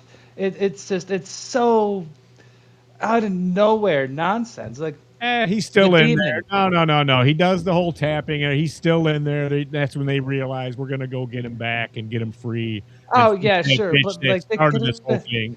That's why. Again, that could have been episode 10 of a miniseries instead of the last 5 minutes of a 2-hour and 19-minute film. But the demon goes from the little girl to dad to the witch bitch in a 5-minute span. But that's way too short a time when we spent over an hour of exposition in Act 2 talking about nothing that didn't even connect together. It's more satisfying than leaving it to your interpretation. Oh no! I'm gonna blow it all up for you here in just a minute. But first, blow it all up for us. I have to show this comment. Tarek says, "I love that Nazarenian up on the top rope, and oh my God, Pazuzu with the chair." I love you, Tarek. That's hysterical. I had to read that one. All right, and here comes Zeus down the aisle. Yeah, right, dude. Look, the dad, Charlie. Played by, hold on, let me get to his name here because I don't want to fuck it up when I'm ripping him apart. Doofus, Jack Rayner. White boy, random, generic. No, he's not random. He's the terrible boyfriend from Midsommar. Oh, is he? I didn't even realize that. Which was a fine role for him. This, not so much. I'm sorry. I don't buy the sudden hero turn for the dad at the end of this. Yeah, because literally, he spent the last 95 minutes of the movie just standing there with a surprised look on his face for the entire fucking time. And then all of a sudden he's like, I think I'm going to save my daughter. Bullshit. Yeah, it felt cheap, so predictable, and unbelievable. I did not like that. Just by then, I didn't really care about any of them at that point, you know? And that's why the little ending, the little dark ending that they did with the twist and getting him out, I liked that. It helped it brought me back a little bit, you know? Oh, hold on. I forgot something here. Hold on. Oh, it's right here. Bad decision number 4, motherfuckers. All right, let's keep possessed daddy in the fucking basement. Are you goddamn kidding me? And don't try to be cute with the Morse code. Like he said earlier, foreshadowing is not Blumhouse's strong point in any fucking movie. I'm just saying that get the fuck out of my face with that. Still have. I knew it the second they. Sorry, go ahead. But the demon said shit to manipulate the other people. You know, what if he's fucking lying and he's gone? But, dude, all the shit that they went through in the house just before all this. The demon got through the floor, like literally burrowed through the floor. The demon was able to possess the minds through walls of other people in the house. Nothing was safe. But keeping possessed daddy in a fucking crate makes the difference. It had a bunch of chains and shit around it. It had a bunch of chains around it. Okay. I have to assume that fuck. They did the wrappings on him too. They mummied him too. I mean, would they even know what wrappings to put on him? Like, well, they did take him to that professor, but that professor was kind of a dick and was just like, "Wait, where'd you get this? I ain't telling you what this is. Well, you tell me where you got this." I'd be skeptical too if you fucking gave me screenshots of what would be real Egyptian fucking wrappings with real Egyptian spells written on them. Like, it'd be kind of fucked up, man. You had the child care savant that stepped in, that masterminded the video in 3 views, and fucking she knew it all. That fucking VHS tape did. And to go back to your chains on the crate, dude, they had locks on the doors. The person I saw this movie with works for DHS, and I leaned over to her and I was like, they need a house call, because come on. The chains weren't going to do dick. And I got to mention one thing. I'm just like, for me, it was like, okay, well, clearly, if they went that far, that's like the final touches they're thinking. There must have been some containment done at some point in there. They just never showed us. But it doesn't fit. Why would they? They don't need it. It didn't need it. It was cheap. They didn't need it. And it was. They could have did it better, but they already stole the fucking ending of The Exorcist. fuck? At that point. So let's talk about the VHS tape for a second. Yeah, the of course, world's yeah. most cliche, dirt covered, Katie's name written in Sharpie on it. Fucking, how And, many movies have a fucked up VHS tape that Well, described exactly like that? And why? 100. Yeah, exactly. Why is every glitch in every VHS tape the exact fucking same that That's in true. every fucking movie? It's the same effect. It's the same. Like, is that the freebie effect that you could just download off the internet? Like, ooh, VHS glitch. Oh, it's gotta be, man. Like We could pull that one right off Phil Morons. Dude, we have it. We've used it a couple of times. Yeah. But, I'm sure we and have, every time I see it in a movie, I'm just like, oh, hey. Oh, there it is. Ooh, ooh. Here it comes. Here it comes. It's just as dirty as like a star screen wipe, like from Windows Movie Maker. It's like, dude, come on. Like, Well, that was I'm the only kind of person where if I were making a movie, I would wear a VHS tape down to shit by playing it over and over, and have it produce its own glitches. But I don't know. There should have been like some audio tapes from the previous incantation or something. It's got no videotape. Klaatu, Verata. Yep.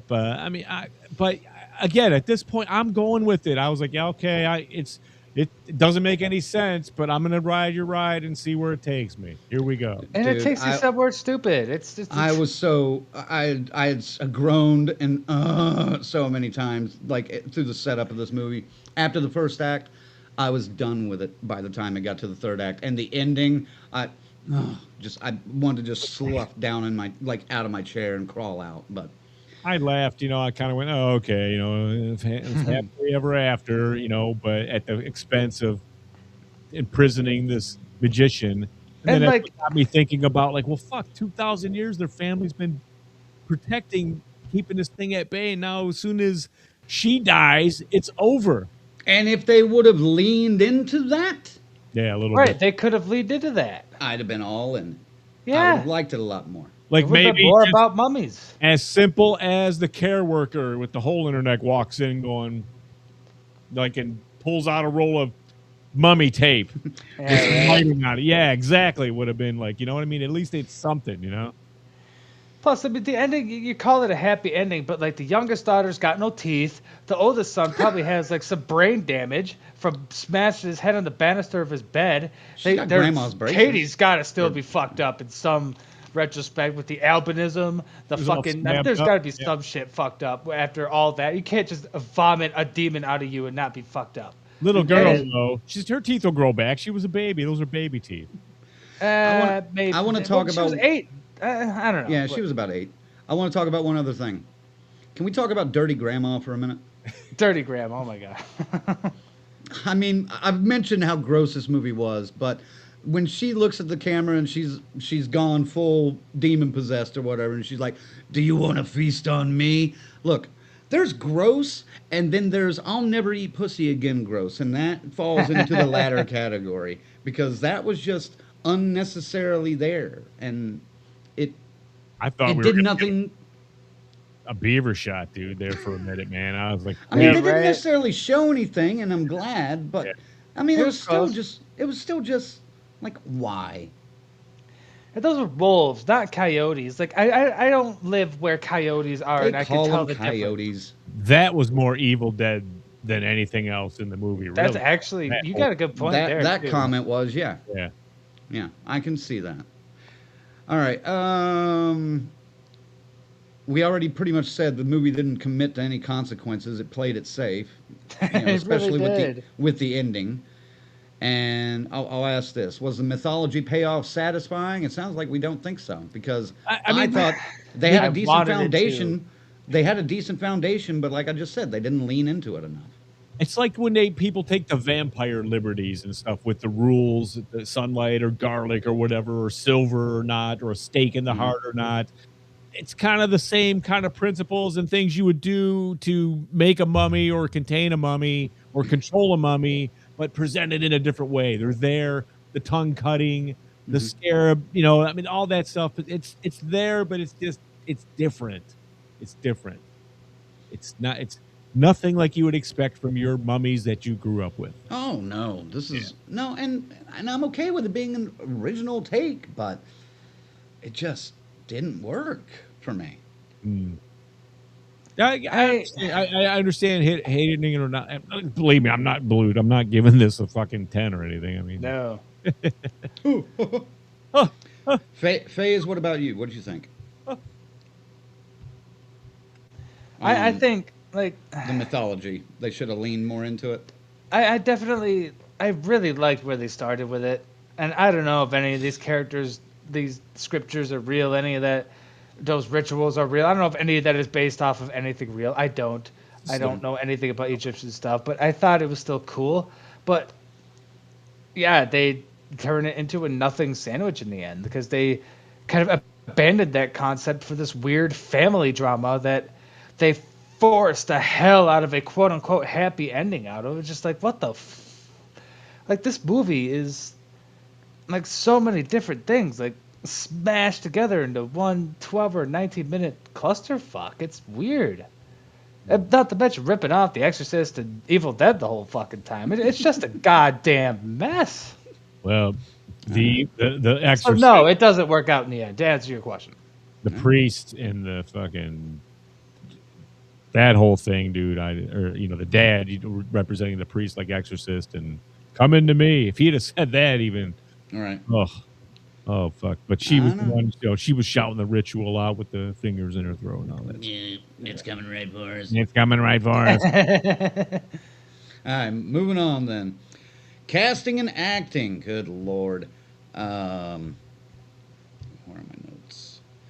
All right, like I said, Jack Rayner is Charlie. He supposedly carries most of the emotional weight, but the character itself doesn't always give him much to work with. For most of the movie, he's reacting rather than driving the story, which makes his big moment in the third act feel a little unearned for me. Agree, disagree? Faze?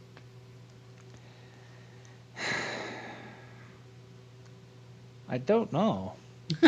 Yeah. I mean, I don't know. Could you go back to me on that? I mean, Yeah, okay, Ziggy.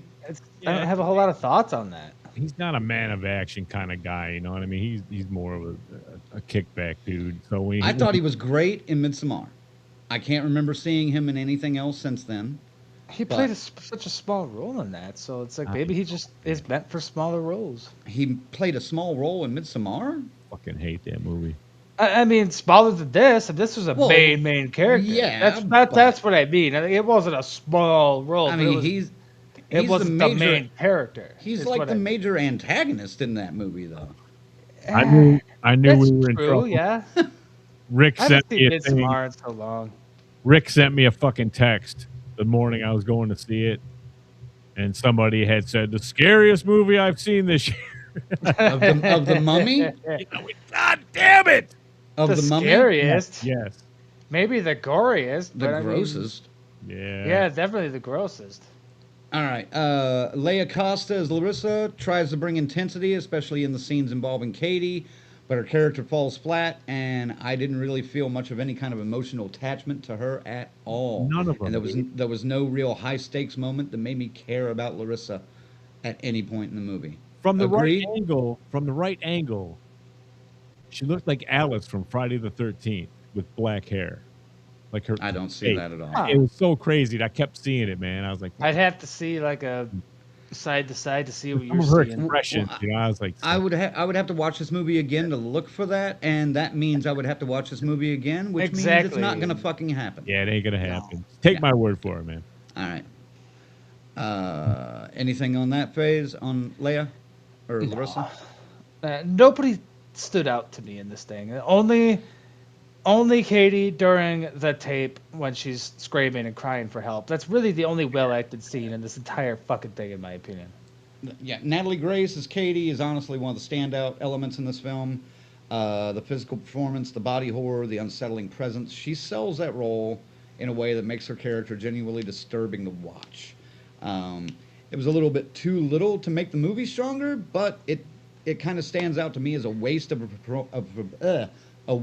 performance in a pretty forgettable movie. So I wonder if they made her watch The Exorcist and be like, no, you do this character right here. If she didn't get told by the filmmakers to watch The Exorcist, her parents have made her watch The Exorcist. Oh yeah, totally. Another character I will bring up, Dahlia. She is one of the more interesting characters in the movie, I think. But again, they didn't spend that much time on her. They could have spent more time on her. So this movie is a jumbled fucking mess. That's all I'm saying. This is, I would even say it's more in the vein of just go watch it. Just a watcher. Don't try to analyze it and figure it all out. I would wait for streaming. You're gonna mess yourself up. It's not epic. You don't need to see it on a giant screen. No. It's just a You horror. know, Ziggy, I agree with you 100% about not analyzing it, but this movie, like, kind of insists that you do. No, It wants you to analyze it. It tells you everything, though. It doesn't, though. Like, it leaves so many holes open. At least that's how I felt. I mean, Like, a movie shouldn't insist that you pay attention to its 2-hour and 19-minute plot if it's supposed to be nonsense. but they're not aware it's a 2-hour and 9. They don't know it's going to be 2 hours and 19 minutes when they're making it. Well, it probably was 3 fucking hours, and who knows? Oh my god! And I would have murdered them. I would have gone to Jason Blum's house and killed him. Not really. Don't take that seriously. I was gonna wait. Whoa! Don't be doing that. Don't be doing that on our live show, motherfucker. No, they come back into fashion again. 3-hour fucking movies. That for a minute there. They better not, dude. I'm getting tired of these 2-hour fucking movies. This is bullshit. I still want to sit down and watch the Brutalist at some point, but the Avengers ruined movies as far as that's like almost 4 hours long. Oh my god! I want to watch it bad though, but I need to be in the right headspace for that one. I found this to be a grim, dark popcorn movie. So I mean, the acting. There's nothing special about anybody's performance in this. Like I said, except for Katie, and Dahlia was an interesting character, but sure, it'll rip your heart out when she's being forced to take on the demon. Even as a non-parent, that was pretty heavy. Yeah, she did a really good job with that. And I'll say this: their reactions to that scene while it was happening, that was pretty good. That was pretty decent. Sure. But as two parents being absolutely horrified, I mean, all you got to do is the fucking kid from Home Alone. I'm joking, obviously. 2.5 minutes. 2.5 minutes in a 2-hour and 17-minute movie do not save it. You're right. I still think it's not a total waste of your time. It's still it's an interesting take with this material, man. So it's got holes all through it, but it's less a waste of your time on streaming.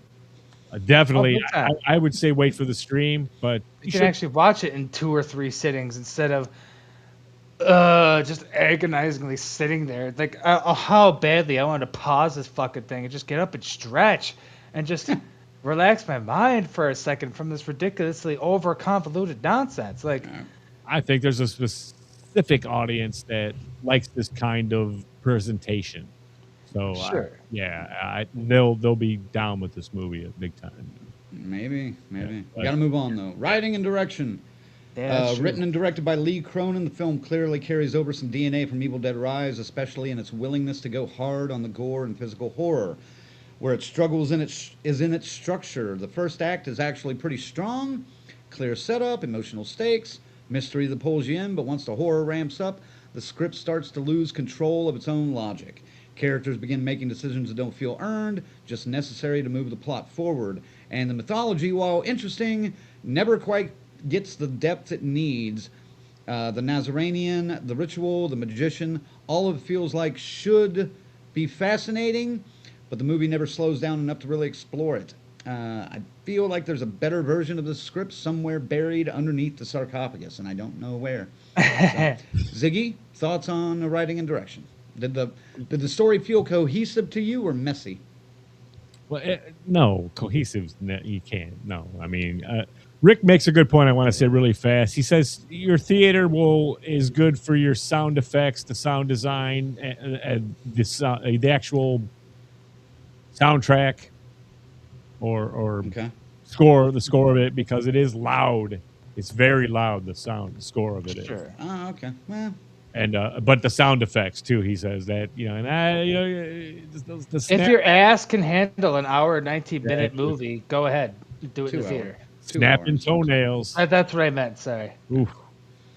ahead, Ziggy. Yeah, dude. The writing and direction. I mean, they took stuff from the old books, the old mummy text, and they brought it to modern times.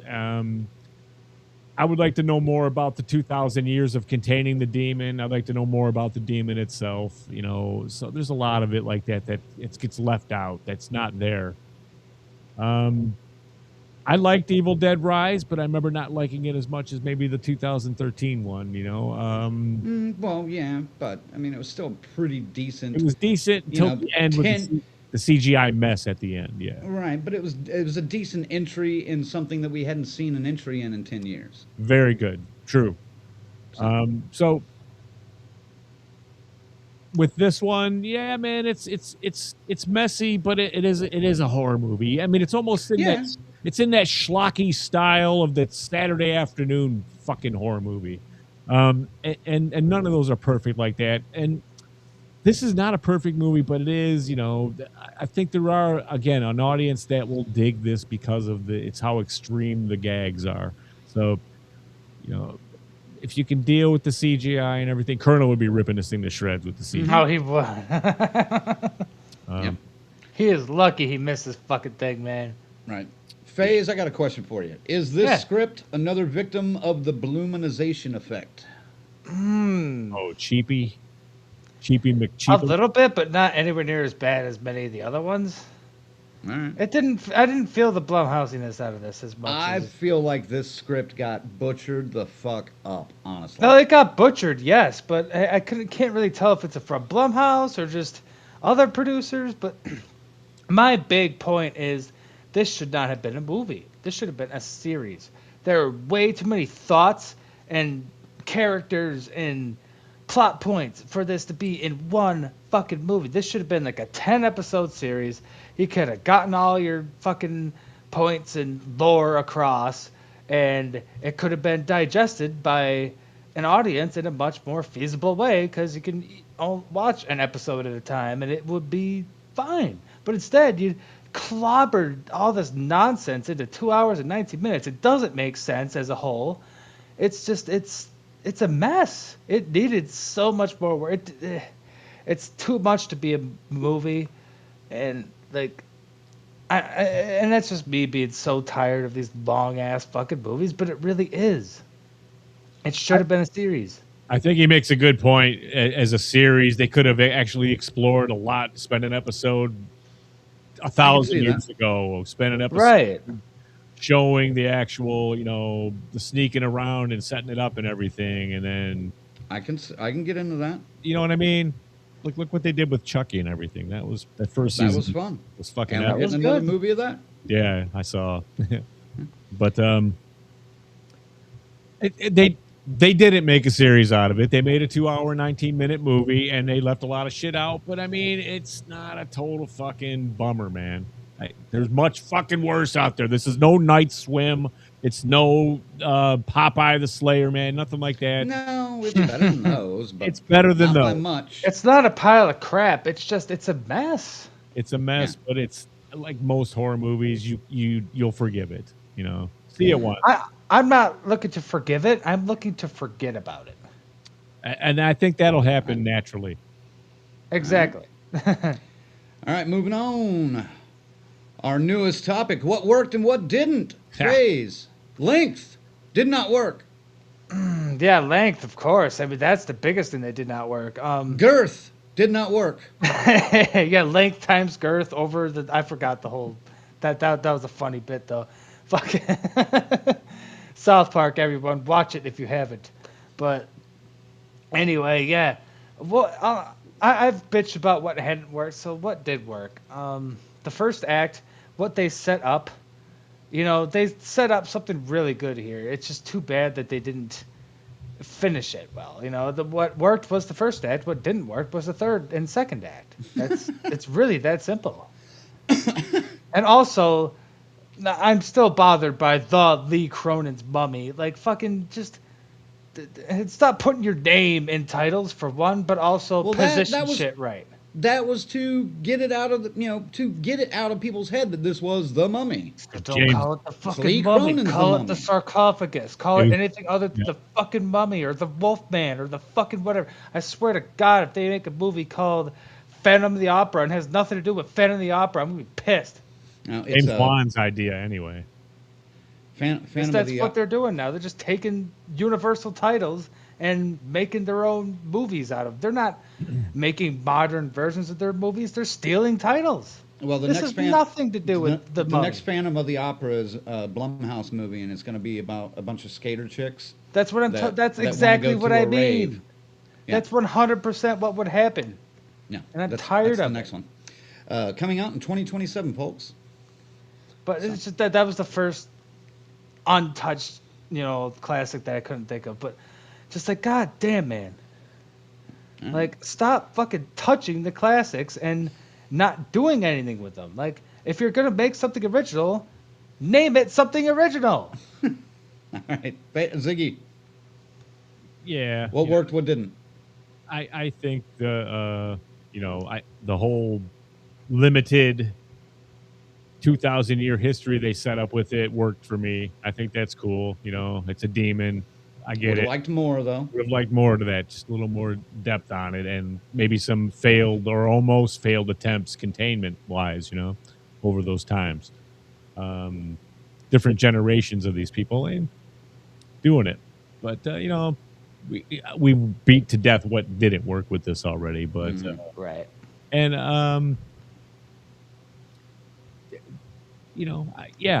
like I said, I'm clearly not as put off as you two were with this. So. A lot more work for me than it did for you guys. Yeah. I'm not surprised by that. I mean, you're more forgiving.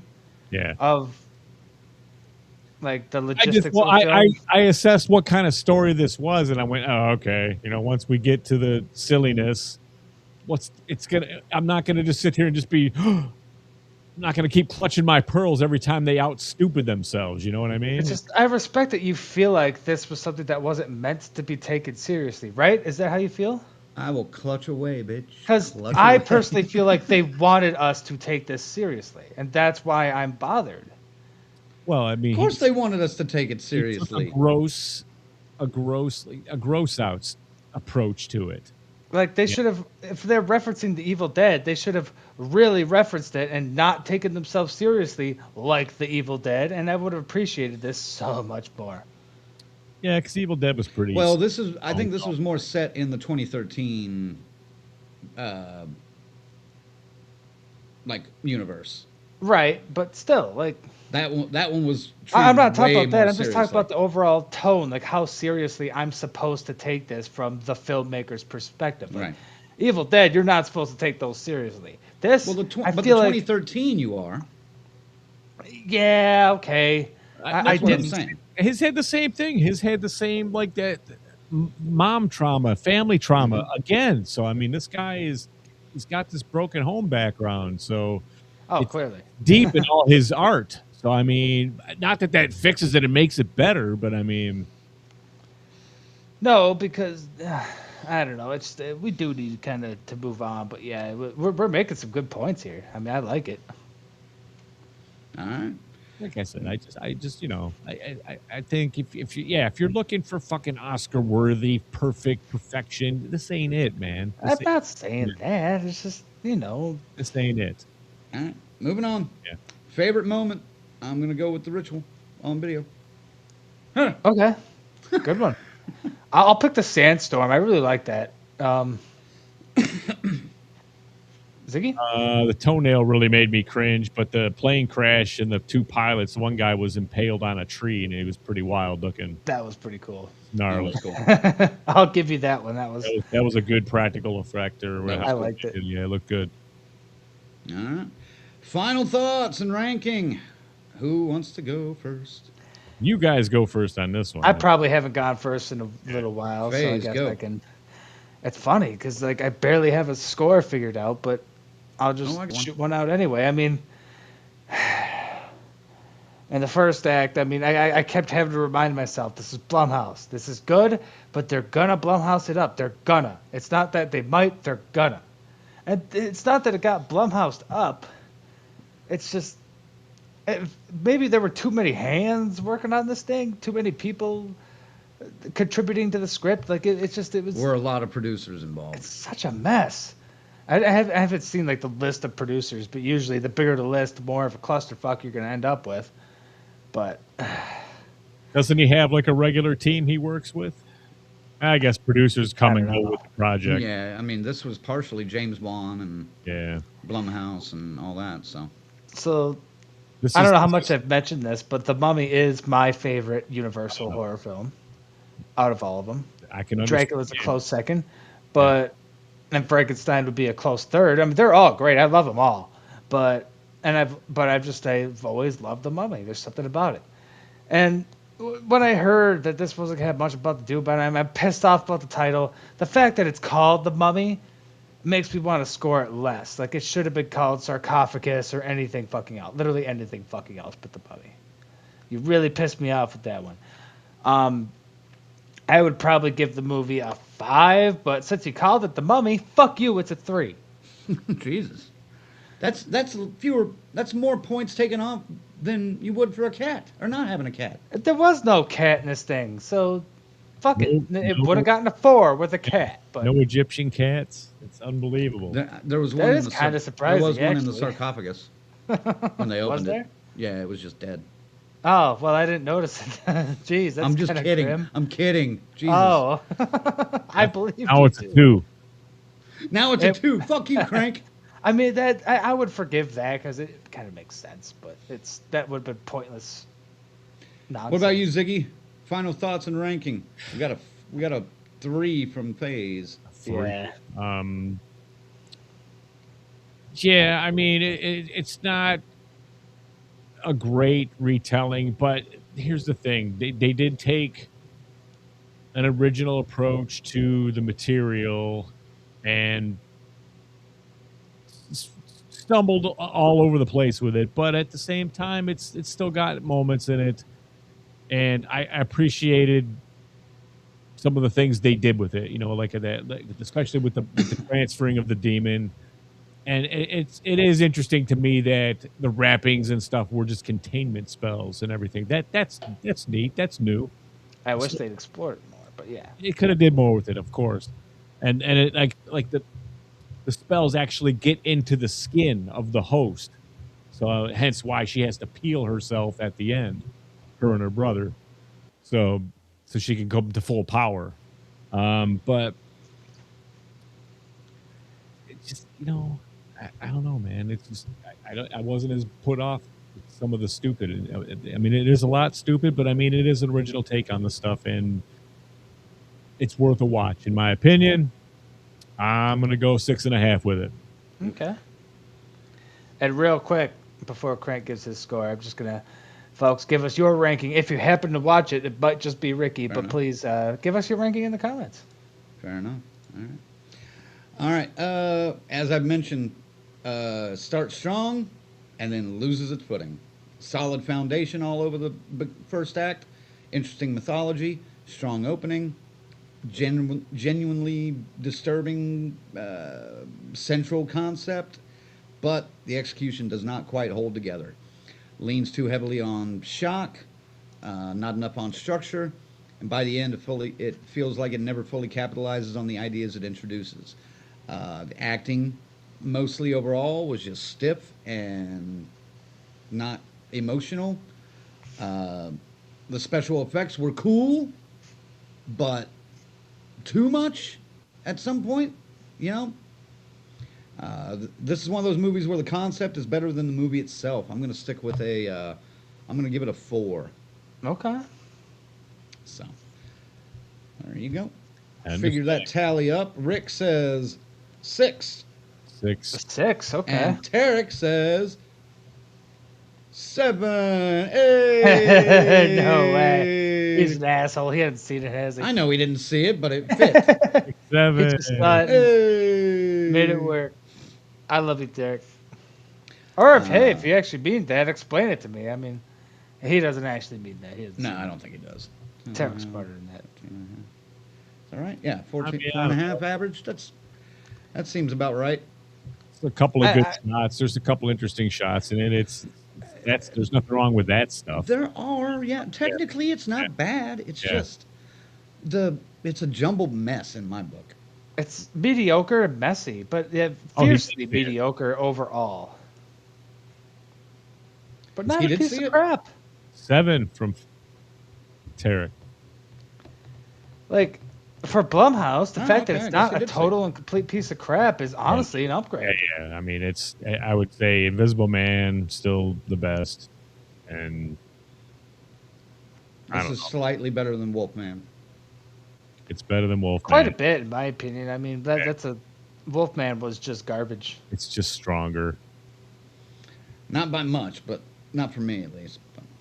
But and like I said, they tried harder with this. And there's a family dynamic thing there, and having a child that has issues, that's part of this somehow. Man, this guy's fascinating, this Cronin fella. Like to see what he's all about. He's gonna write a book one day. You're gonna be like, Yeah, maybe he'll rip off The Thing, The Shining, and Friday the 13th all in one movie next time. Instead of The Exorcist. He wants Nightmare on Elm Street next. Yeah, he wants Nightmare on Elm Street Evil Dead next. and, what is he doing? He wants Nightmare on Elm Street next, but he ain't getting it. Son of a bitch. So he's going to rip off all this. I don't know, man. I don't know anymore. Go ahead and have Nightmare. What do you do with that? Just don't make him a fucking, pedophile. That's all I ask. Don't do what they did in 2010, and I'll be happy. No. All right. There you go, folks. That's our take on Lee Cronin's The Mummy. Or The Lee Cronin's Mummy. Yep. Go check it out in the theater. Lee Cronin Sarcophagus. And let us know what you think. He wishes he called it Sarcophagus. Because now you know what I think, what we think. So it's just like Halloween 3. If they didn't call it Season of the Witch, people would have liked it a lot better back then. Will this be a cult film up the road? I doubt it. No. No, this ain't as good as Season of the Witch. Could be a break. All right. Bite your effing tongue, Phase. Don't put that shit onto the universe. Oh, yeah, no kidding, because it'll actually happen. You're not wrong, Paul. Yeah. All right. Gang, take it away. Oh, baby. All right, folks. This time I'm not muted. So, final girls and guys, we got some guy named C-Phase, Luke with the Muffinator, and Tyrone. The Crazy Ralphs, Bell's Fancy Creations, Dr. Smiley, Grizzly and Paula, Margaret Crept Horror, Joshua, Raymond, Alan, Twisted Twitting, and the whole damn enchilada pod, Thursdays at 7. And our beautiful camp counselors, we got Adam, Christy, Lou, S. Michael, Jimmy and Rachel, Stacy Lynn, Orlando, Angie, Chuck Shit, Dave, Carl, Patricia, Kristen, JJ, and Gordon the dog. Not as beautiful as the others, but still. Hey. Shout out to Indy. Hey, I'm talking shit on the dog here. I thought you. Oh, we went deep diving. Go to the dog specifically, not all the camp counselors. Just to clarify. And folks, if you want to become a member, take your ass over to deathcurssociety.com. Click on the membership tab. It doesn't have to be your ass. You can take your face there too. It's fine. And pick a tier that works for you. Thank you, goddamn it, thank you. There's so many of you, and privileges and admiration, all from us for being involved. Thank you. What do we got coming up next week, FaZe? All right, folks. Next week, surprise, surprise, another movie review. Thank God, so I don't have to do any top 10 graphics. Not yet. Yeah, it's Over Your Dead Body by director Jorma Taccone. I'm probably butchering that, but hey, Taccone. I mean, I don't know if it's a foreign thing or not, but yeah, here's the poster for you, and there you go. Over Your Dead Body. Next week. I know nothing about it, so I don't know what else. Isn't this in Jorma one of the Lonely Island guys? I don't know. I think so, but I'm not positive. Anyway, I've heard some decent things about this one. Right. Just Okay. as more of a horror comedy, of course. But Right. It looks like I was thinking like Send Help or Hide and Seek, Ready or Not. Over the fucking runtime right now. What's the runtime phase? good lord, 142. I don't know. I'm guessing. 139. 139. Oh, geez, all that typing didn't actually do anything. Jesus Christ. Gotta wait for me a little longer. What was it called again? Over your dead body. Over your dead body. Sorry. This stupid computer doesn't have Google as a default, and it's stupid. 2026. Runtime. 105 minutes. So, 145. yeah, an hour and 45. That's a lot more fucking normal. Thank you. Thank you. God damn it. Thank you, Over Your Dead Body, for having a normal runtime. I was only 3 minutes off, so. I was 5. I didn't make a guess. So, Crank, congratulations. You are the next contestant on The Curse is Right. All right. FaZe, send them out.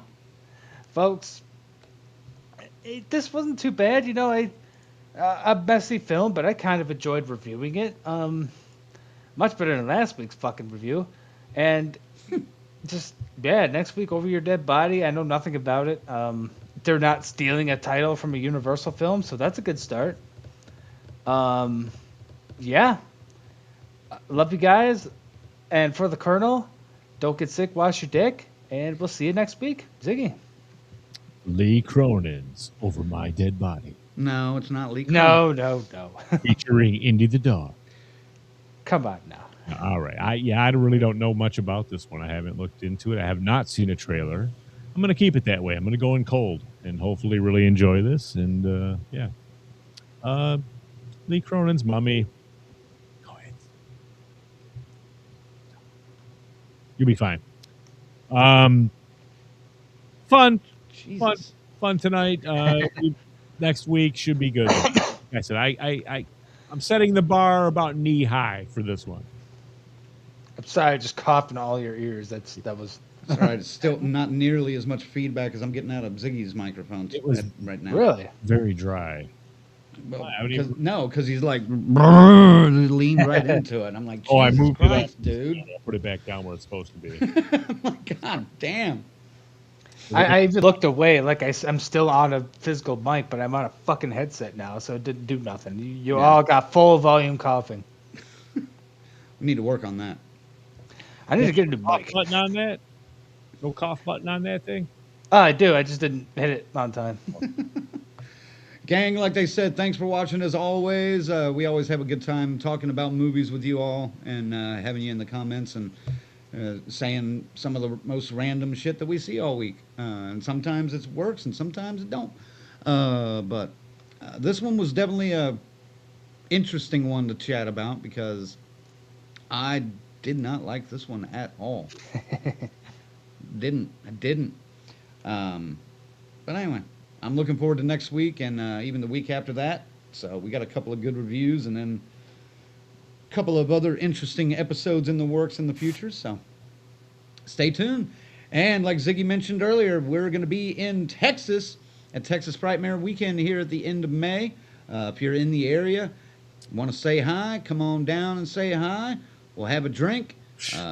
He's leaving Saturday, so I'll be just stumbling around Dallas by myself. So I'll have the doctor, Smiley in tow, belly fingers and all, but we're going to be out there partying. It's going to be great. Joseph will be there. Joseph's going to be there too. Joseph Scott coming in from L.A., and we're just going to, whatever happens, man. We're out there. Sorry, man. I got a gig. I got to work. That's a big gig. You can't pass that one up. And it's a paying gig, if you know what I mean. Anyway, like I was saying, thanks for watching, gang. We'll see you next week for Over Your Dead Body. And, yeah, I'm kind of looking forward to this. It's about time we get a movie that is intentionally trying to be funny. So I'm looking forward to that instead of unintentionally funny. I want 2 weeks. 2 weeks is the one I'm waiting for. I'm waiting for that one, too. That's our guy, isn't it? Yeah. And everything. Oh, yeah. He hasn't disappointed yet. So no.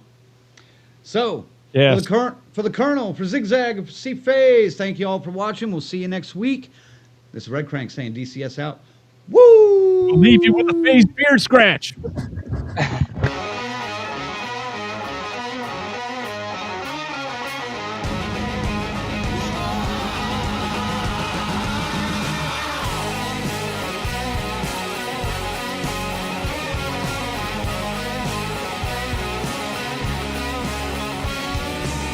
Collecting light as image, focused to rip the skin.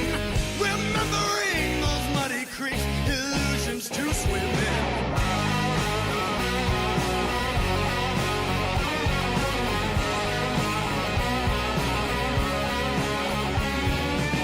Found strength to cross an ocean, reflected the last light.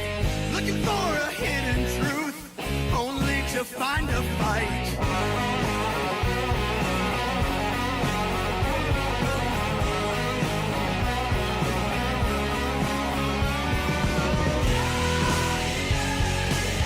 I found a new way